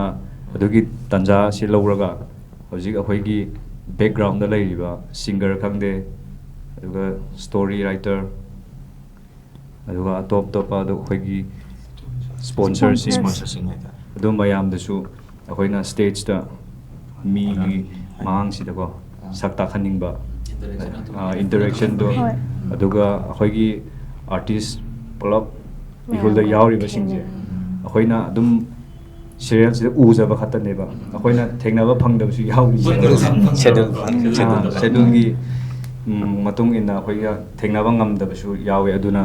ꯑꯩꯈꯣꯏꯅ ꯄꯨꯂꯞ ꯄꯕ꯭ꯂꯤꯛꯇ ꯑꯣꯏꯅ ꯂꯥꯏꯐ ꯏꯟꯇꯔꯦꯛꯁꯟ ꯑꯣꯏꯅ ꯑꯩꯈꯣꯏ ꯃꯌꯥꯝ ꯂꯣꯏꯅꯃꯛ ꯒꯦꯠ ꯇꯨꯒꯦꯗꯔ ꯍꯥꯏꯕ ꯑꯗꯨꯒꯤ ꯄ꯭ꯔꯣꯒ꯭ꯔꯥꯝꯗꯁꯨ ꯑꯃꯨꯛ ꯌꯥꯎꯍꯟꯅꯤꯡꯕ ꯑꯗꯨꯒꯤ ꯇꯥꯟꯖꯥꯗꯣ ꯑꯩꯈꯣꯏ ꯊꯝꯖꯅꯤꯡꯕ ꯑꯗꯨꯝ ꯑꯩꯈꯣꯏꯁꯦ ꯍꯧꯖꯤꯛ ꯗ꯭ꯔꯤꯝ ꯄ꯭ꯔꯣꯗꯛꯁꯟ ꯍꯥꯏꯇꯥꯔꯦ ꯑꯩꯈꯣই ꯇꯤꯝ ꯂꯩꯔꯤꯕ ꯑꯣꯖꯥ ꯑꯗꯒꯤ ꯗꯥ ꯇꯦꯟꯖꯤꯡ ꯑꯗꯒꯤ ꯗꯥ ꯕ꯭ꯔꯤꯒꯦꯁ ꯀꯦꯃꯦꯔꯥꯃꯦꯟ ꯏꯗꯤꯇꯔ ꯑꯩꯈꯣꯏ ꯄꯨꯟꯅ ꯃꯤꯇꯤꯡ ꯃꯣꯏ ꯑꯣꯖꯥꯁꯤꯡꯅ ꯇꯧꯕꯤꯕꯗꯣ ꯑꯩꯈꯣꯏ ꯇꯝꯖꯕꯅꯦ ꯑꯗꯨꯝ ꯍꯥꯏꯗꯤ ꯗꯤꯁꯦꯝꯕꯔ ꯊꯥꯁꯤꯗ ꯕꯣꯠꯇ ꯔꯤꯂꯤꯁ ꯍꯥꯏꯗꯤ ꯏꯍꯨꯜ episode 9ꯒ 10ꯒꯁꯦ ꯄꯨꯟꯖꯜꯂꯒ ꯄꯨꯂꯞ ꯄꯨꯟꯅ ꯄꯨꯟꯖꯜꯂꯒ ꯑꯩꯈꯣꯏ ꯔꯤꯂꯤꯁ ꯇꯧꯖꯦꯅ ꯑꯗꯨꯃꯥꯏꯅ ꯍꯥꯏꯅꯕꯒꯤ ꯄꯥꯎ ꯑꯃꯗꯤ ꯂꯩ ꯑꯗꯨ ꯀꯟꯐꯥꯔꯝꯗꯤ ꯑꯣꯏꯗ꯭ꯔꯤ ꯑꯣꯐꯤꯁꯤꯌꯦꯜꯂꯤ ꯑꯣꯏꯅꯗꯤ ꯀꯩꯅꯣꯗꯤ ꯊꯣꯛꯇ꯭ꯔꯤꯕꯀꯣ ꯍꯣꯏ ꯊꯣꯛꯇ꯭ꯔꯤ ꯇꯥꯅ ꯀꯩꯅꯣ ꯇꯧꯕꯗ ꯍꯥꯏꯐꯦꯠ ꯌꯥꯎꯕꯅꯦ ꯍꯣꯏ ꯑꯗꯨꯃꯥꯏꯅ ꯌꯥꯎꯕ ꯍꯥꯏꯇꯥꯔꯦ ꯑꯣꯀꯦ ꯂꯩꯕꯥꯛꯀꯤ ꯍꯥꯏꯗꯤ ꯂꯩꯕꯥꯛꯀꯤ ꯏꯔꯥꯡꯁꯤꯅ ꯍꯥꯏꯗꯤ ꯅꯦꯝꯊ ꯇꯥꯔꯒꯗꯤ ꯑꯗꯨꯝ ꯗꯤꯁꯦꯝꯕꯔꯗ ꯑꯗꯨꯝ ꯊꯥꯖꯔꯅꯤ ꯑꯗꯣ ꯂꯩꯕꯥꯛꯀꯤ ꯏꯔꯥꯡꯁꯤꯅ ꯍꯥꯏꯗꯤ ꯁꯥꯟꯇꯤ ꯑꯣꯏꯗ ꯇꯥꯔꯒꯗꯤ ꯑꯩꯈꯣꯏ ꯈꯔ ꯆꯣꯟꯊꯔꯁꯨ ꯑꯗꯨꯝ ꯑꯗꯨꯗꯤ ꯃꯌꯥꯝꯅ ꯉꯥꯛꯄꯤꯌꯨ ꯍꯣꯏ ꯑꯗꯨ ꯁꯦꯡꯗꯣꯛꯆꯅꯤꯡꯕ ꯑꯃꯨꯛꯇꯪꯒ ꯍꯥꯏꯗꯤ ꯑꯗꯨꯝ ꯃꯌꯥꯝꯅ ꯔꯤꯂꯤꯁ ꯇꯧꯔꯅꯤ ꯍꯥꯏꯕꯁꯤꯕ ꯄꯣꯠꯇ ꯑꯗꯨꯝ ꯍꯥꯏꯗꯤ ꯑꯗꯨꯝ ꯁꯤꯒꯨꯝꯕ ꯑꯃꯗ ꯍꯥꯏꯗꯤ ꯁ꯭ꯀ꯭ꯔꯤꯅꯤꯡ ꯑꯣꯏꯅ ꯃꯌꯥꯝ ꯄꯨꯟꯅ ꯀꯩꯅꯣ ꯇꯧꯕꯁꯦ ꯇꯧꯔꯅꯤ ꯍꯥꯏ ꯑꯗꯣ ꯌꯨꯇ꯭ꯌꯨꯕꯇ ꯊꯥꯒꯠꯂꯔꯣꯏꯗ꯭ꯔꯥ ꯍꯥꯏꯕꯒꯤ ꯀꯣꯏꯁꯟ ꯑꯃꯈꯛ ꯃꯌꯥꯝꯅ ꯑꯗꯨꯝ ꯍꯪꯕꯤꯕꯁꯨ ꯌꯥꯎꯋꯦ ꯑꯗꯨꯝ ꯁꯣꯏꯗꯅ ꯊꯥꯒꯠꯆꯔꯛꯀꯅꯤ ꯍꯥꯏꯗꯤ ꯑꯩꯈꯣꯏꯒꯤ ꯁ꯭ꯄꯣꯟꯁꯔ ꯇꯧꯕꯤꯔꯛꯄ ꯏꯆꯤꯜ ꯏꯅꯥꯎꯁꯤꯡ ꯃꯌꯥꯝ ꯄꯨꯟꯅ ꯑꯩꯈꯣꯏ ꯊꯦꯡꯅꯖꯗꯕ ꯁꯛꯃꯥꯏ ꯎꯅꯖꯗꯕ ꯑꯗꯨꯒ ꯄꯕ꯭ꯂꯤꯛꯁꯤꯡꯒꯁꯨ ꯄꯨꯟꯅ ꯍꯥꯏꯗꯤ ꯈꯪꯍꯟꯕꯒꯤ ꯇꯥꯟꯖꯥ ꯑꯃ ꯄꯨꯂꯞ ꯌꯦꯡꯕ ꯂꯥꯛꯄꯤꯌꯨ ꯍꯥꯏꯗꯤ ꯇꯧꯔꯅꯤ ꯍꯥꯏꯕꯒꯤ ꯄꯣꯠꯇꯤ ꯑꯗꯨꯝ ꯂꯩꯔꯦ ꯑꯗꯨꯝ ꯃꯌꯥꯝ ꯄꯨꯟꯅ ꯑꯗꯨꯝ enjoy ꯇꯧꯃꯤꯟꯅꯁꯦ ꯑꯗꯨꯝ ꯅꯨꯡꯉꯥꯏꯅ ꯌꯦꯡꯃꯤꯟꯅꯁꯦ ꯍꯥꯏꯕꯁꯤ ꯑꯩ ꯃꯌꯥꯝ ꯃꯐꯝꯗ ꯊꯝꯖꯒꯦ ꯑꯣꯀꯦ ꯂꯨꯡꯗꯥꯏꯁꯨ ꯀꯩꯅꯣ ꯍꯥꯏꯅꯤꯡꯕ ꯑꯗꯣ ꯊꯧꯕꯥꯜ ꯀꯛꯆꯤꯡ ꯃꯣꯏꯔꯥꯡ ꯑꯗꯨꯝꯕꯗ ꯑꯗꯨꯝꯕ ꯃꯐꯝꯗ ꯀꯦꯝꯄꯦꯟ ꯌꯥꯝ ꯆꯥꯎꯅ ꯑꯩꯈꯣই ꯄꯨꯜꯂꯒ ꯀꯦꯝꯄꯦꯟ ꯆꯥꯎꯅ ꯆꯠꯀꯦꯁꯨ ꯍꯥꯏꯅ ꯍꯣꯞ ꯑꯆꯧꯕ ꯊꯝꯃꯒꯁꯨ ꯂꯩꯔꯤꯕꯅꯤ ꯑꯣꯀꯦ ꯑꯩꯈꯣꯏꯒꯤ ꯃꯌꯥꯝꯅ ꯌꯥꯝꯅ ꯈꯧꯔꯥꯡꯅ ꯉꯥꯏꯔꯤꯕ ꯑꯗꯨꯒꯨꯝꯕ ꯏꯍꯨꯜꯒꯤ ꯑꯩꯈꯣꯏꯒꯤ ꯁꯤꯖꯟ 1ꯒꯤ ꯑꯔꯣꯏꯕ ꯑꯗꯨꯒꯨꯝꯕ episode ꯑꯣꯏꯒꯗꯧꯔꯤꯕ episode 9, 10ꯁꯦ ꯑꯩꯈꯣꯏꯒꯤ ꯄꯨꯟꯅ ꯑꯣꯏꯅ ꯑꯩꯈꯣꯏꯒꯤ ꯑꯩꯈꯣꯏꯒꯤ ꯁ꯭ꯀ꯭ꯔꯤꯟ ꯑꯩꯈꯣꯏ ꯕꯦꯛꯒ꯭ꯔꯥꯎꯟꯗ ꯂꯩꯔꯤꯕ ꯀꯥꯡꯕꯨ ꯄꯨꯝꯅꯃꯛ ꯑꯣꯖꯥ ꯄꯨꯝꯅꯃꯛꯀ ꯎꯅꯕ ꯑꯗꯒꯤ ꯄꯨꯟꯅꯒꯤ ꯑꯩꯈꯣꯏ ꯒꯦꯠ ꯇꯨꯒꯦꯗꯔ ꯍꯥꯏꯇꯥꯔꯦ ꯑꯗꯨꯒꯤ ꯃꯑꯣꯡꯗ ꯑꯩꯈꯣꯏꯒꯤ ꯁꯣ ꯑꯣꯏꯅ ꯑꯩꯈꯣꯏꯒꯤ ꯕꯣꯠꯇ ꯇꯧꯕꯒꯤ ꯇꯟꯖꯥ ꯑꯃꯁꯨ ꯂꯥꯛꯄꯒꯤ ꯑꯗꯨꯃꯥꯏꯅ ꯂꯦꯞꯅꯩ ꯍꯥꯏꯅ ꯍꯥꯏꯕꯤꯕꯅꯤ ꯑꯗꯩ ꯀꯟꯐꯥꯔꯝ ꯇꯥꯗ ꯇꯥꯔꯒꯁꯨ ꯑꯗꯨꯒ ꯑꯃꯨꯛ ꯑꯩꯈꯣꯏꯒꯤ ꯂꯩꯔꯤꯕ ꯂꯩꯕꯥꯛꯀꯤ ꯏꯔꯥꯡꯁꯤꯗ ꯑꯩꯈꯣꯏ ꯏꯍꯨꯜꯒꯤ ꯑꯩꯈꯣꯏꯒꯤ ꯇꯤꯝ ꯄꯨꯟꯅ ꯑꯩꯈꯣꯏ ꯁꯔꯨꯛ ꯌꯥꯖꯔꯤꯅꯁꯨ ꯇꯨꯆꯥꯛꯄꯤ ꯑꯗꯨꯒꯤ ꯃꯔꯝꯗꯨꯅ ꯊꯥꯗꯣꯛꯆꯗꯕꯅꯤꯅ ꯑꯩꯈꯣꯏ ꯃꯌꯥꯝ ꯄꯨꯟꯅ ꯑꯩꯈꯣꯏ ꯋꯥꯔꯧꯕꯤꯔꯣꯏ ꯍꯥꯏꯅꯁꯨ ꯑꯩꯈꯣꯏ ꯑꯃꯨꯛ ꯍꯟꯅ ꯑꯩꯈꯣꯏ ꯍꯪꯒꯠꯆꯒꯦ ꯑꯩꯈꯣꯏ ꯋꯥꯔꯧꯕꯤꯅꯨꯅ ꯀꯣ ꯍꯥꯏꯗꯤ ꯂꯩꯔꯤꯕ ꯃꯑꯣꯡ ꯃꯇꯧꯁꯤꯅ ꯑꯩꯈꯣꯏꯒꯤ ꯑꯃꯨꯛꯀ ꯍꯟꯅ ꯀꯩꯒꯨꯝꯕ ꯍꯥꯟꯅꯒꯤ ꯐꯤꯕꯝꯗꯨꯗ ꯑꯃꯨꯛꯀ ꯍꯦꯟꯅ ꯐꯖꯅ ꯇꯥꯔꯛ ꯇꯥꯔꯒꯗꯤ ꯁꯨꯡꯁꯣꯏ ꯁꯣꯏꯗꯅ ꯑꯩꯈꯣꯏꯒꯤ ꯂꯩꯔꯤꯕ ꯄ꯭ꯂꯥꯟꯁꯤꯗ ꯁꯨꯡꯁꯣꯏ ꯁꯣꯏꯗꯅ ꯇꯧꯕꯤꯒꯅꯤꯅ ꯇꯥꯛꯄꯤꯕꯅꯤ ꯅꯨꯡꯉꯥꯏꯖꯩ ꯑꯗꯨꯒ ꯑꯃꯨꯛꯀ ꯍꯦꯟꯅ ꯐꯕ ꯑꯃꯨꯛꯀ ꯍꯦꯟꯅ ꯅꯨꯡꯉꯥꯏꯕ ꯇꯥꯕꯗ ꯅꯨꯡꯉꯥꯏꯕ ꯍꯥꯏꯇꯥꯔꯦ ꯑꯩꯈꯣꯏꯒꯤ ꯃꯅꯤꯄꯨꯔꯒꯤ ꯑꯩꯈꯣꯏꯒꯤ ꯃꯐꯝ ꯃꯐꯝꯗꯁꯨ ꯑꯃꯨꯛꯀꯁꯨ ꯗꯤꯁꯇ꯭ꯔꯤꯛ ꯋꯥꯏꯁꯇ ꯈꯔ ꯑꯩꯈꯣꯏꯒꯤ ꯀꯩꯅꯣ ꯇꯧꯕ ꯑꯣꯏꯅ ꯀꯦꯝꯄꯦꯟꯒꯤ ꯇꯥꯏꯞꯇ ꯑꯩꯈꯣꯏꯅ ꯄ꯭ꯔꯤꯃꯤꯌꯔ ꯈꯔ ꯇꯧꯔꯛꯑꯒ ꯑꯃꯨꯛꯀ ꯍꯦꯟꯅ ꯑꯩꯈꯣꯏꯒꯤ ꯂꯩꯔꯤꯕ ꯃꯌꯥꯝ ꯍꯥꯏꯇꯥꯔꯦ ꯗꯥꯏꯕꯔꯁ ꯀꯝꯃ꯭ꯌꯨꯅꯤꯇꯤ ꯂꯩꯔꯤꯕ ꯃꯌꯥꯝꯁꯦ ꯄꯨꯟꯅ ꯄꯨꯟꯁꯤꯜꯂꯛꯄꯒꯤ ꯑꯗꯨꯒꯨꯝꯕ ꯑꯩꯈꯣꯏꯒꯤ ꯀꯩ ꯍꯥꯏꯇꯥꯔꯦ ꯏꯍꯨꯜꯗꯣ ꯏꯍꯨꯜꯗꯨꯅ ꯄꯨꯔꯒ ꯂꯥꯛꯀꯦ ꯍꯥꯏꯕꯒꯤ ꯋꯥꯈꯜꯂꯣꯟꯗ ꯑꯗꯨꯃ ꯊꯝꯕꯤꯕꯅꯤ ꯌꯥꯝ ꯅꯨꯡꯉꯥꯏꯖꯩ ꯌꯥꯝꯅ ꯊꯥꯒꯠꯄ ꯐꯣꯡꯗꯣꯛꯆꯔꯤ ꯑꯗꯨꯒ ꯃꯌꯥꯝ ꯄꯨꯟꯅ ꯈꯧꯔꯥꯡꯅ ꯉꯥꯏꯕꯤꯌꯨ ꯑꯗꯨꯒ ꯉꯥꯏꯁꯨ ꯉꯥꯏꯗꯨꯅ ꯂꯥꯛꯏ ꯑꯗꯨꯒ ꯑꯗꯨꯝ ꯄꯨꯟꯅꯁꯨ ꯏꯟꯇꯔꯇꯦꯟ ꯇꯧꯒꯗꯣꯏꯅꯤ ꯍꯥꯏꯅ ꯑꯩꯈꯣꯏꯒꯤ ꯏꯍꯨꯜꯒꯤ ꯇꯤꯝꯒꯤ ꯃꯥꯏꯀꯩꯗꯒꯤꯅ ꯍꯥꯏꯖꯔꯤ ꯑꯗꯨꯒ ꯌꯥꯝ ꯅꯨꯡꯉꯥꯏꯖꯩ ꯉꯁꯤꯒꯤ ꯑꯩꯈꯣꯏꯒꯤ ꯌꯪ ꯃꯥꯏꯟꯁ ꯌꯪ ꯇꯣꯛꯁꯀꯤ ꯊꯧꯔꯝꯁꯤꯗ ꯑꯩꯈꯣꯏꯒꯤ ꯏꯍꯨꯜꯒꯤ ꯇꯤꯝ ꯄꯨꯟꯅ ꯎꯟꯅꯕꯒꯤ ꯇꯟꯖꯥ ꯑꯃ ꯄꯤꯕꯤꯕ ꯇꯟꯖꯥ ꯑꯃ ꯐꯪꯕ ꯑꯗꯨꯒ ꯑꯣꯖꯥ ꯒ꯭ꯌꯥꯅꯟꯕꯨꯁꯨ ꯑꯩꯈꯣꯏꯒꯤ ꯉꯁꯤꯒꯤ ꯃꯇꯝ ꯇꯟꯖꯥꯁꯤꯕꯨ ꯄꯤꯕꯤꯕ ꯑꯃꯨꯛꯀꯁꯨ ꯊꯥꯒꯠꯆꯔꯤ ꯑꯗꯨꯒ ꯌꯥꯝꯅ ꯐ꯭ꯔꯤ ꯑꯦꯟ ꯐ꯭ꯔꯦꯡꯛꯇ ꯑꯩꯈꯣꯏꯒꯤ पुनिंग दे फाव पुनमक अखोगी अदगी इसागी फाव इहुल खुदिंगमक इहुल की टीम ना अखोगी यूथ एक्सप्लोर टीवी टीम की माइगे सिदा पुनः थंबिरंबा अमदि अखोगी व्यूअर्स सिंगा पुनः अखोगी अमुखन इंटरेक्ट तौबगी अदुगुंबा तंजा अम पीबी अमुखन थागत फोंदोकचरी एक्सप्लोर टीवी बुसु अमुका हन्ना थागत फोंदोकचरी खोनेसो यूथ एक्सप्लोर टीवी टीम की माइगे दगी यामना इचम चमजाबा खुदोल पोट खरा दंतम जगे अदुगा खुदोल पोसिंग दुदुंजो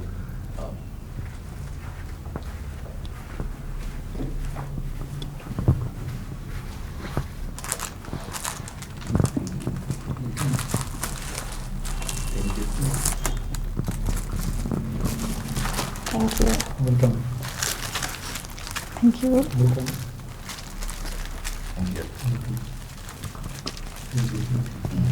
कोई अनंबना कोई क्राफ्ट तो कोई ना बेस तौरगा कोई ना तौजर अपने याम नुआइजे ngasi तंजा सिसु फंगबा थागतसरी यूथ एक्सप्लोर टीवी ना ngasi नौजरीबा अखोइबु सुमाइना उनाबगी तंजा अमा पीबीबा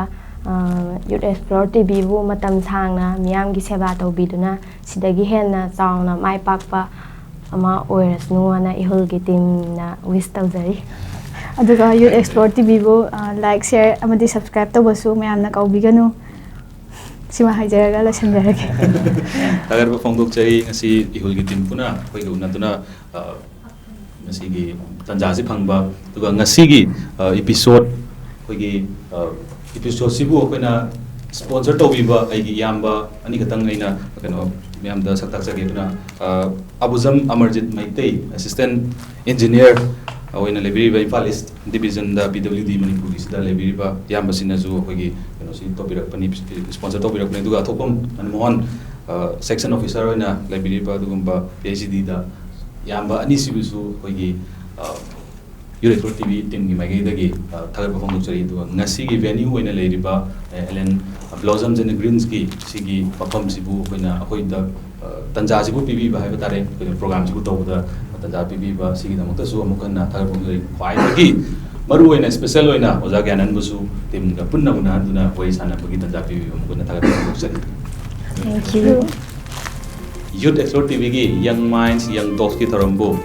हौबदगिना लोइबो फाबो मिदेंग ताबिरेबा व्यूअर्स खुदिंगमकपु अइ चिनाव खुदिंगमकपु अमुकना संतोष शर्मना थागत फोंदोकचरी ngasi एपिसोड असि कमदौबिगे हाबदु फीडबैक पिबिरो कमेंट पिबिरो दुगा रिंगबा सोइंगाम याव तारगदि सेमतोकपगी तंजा दो लौजगे दुगा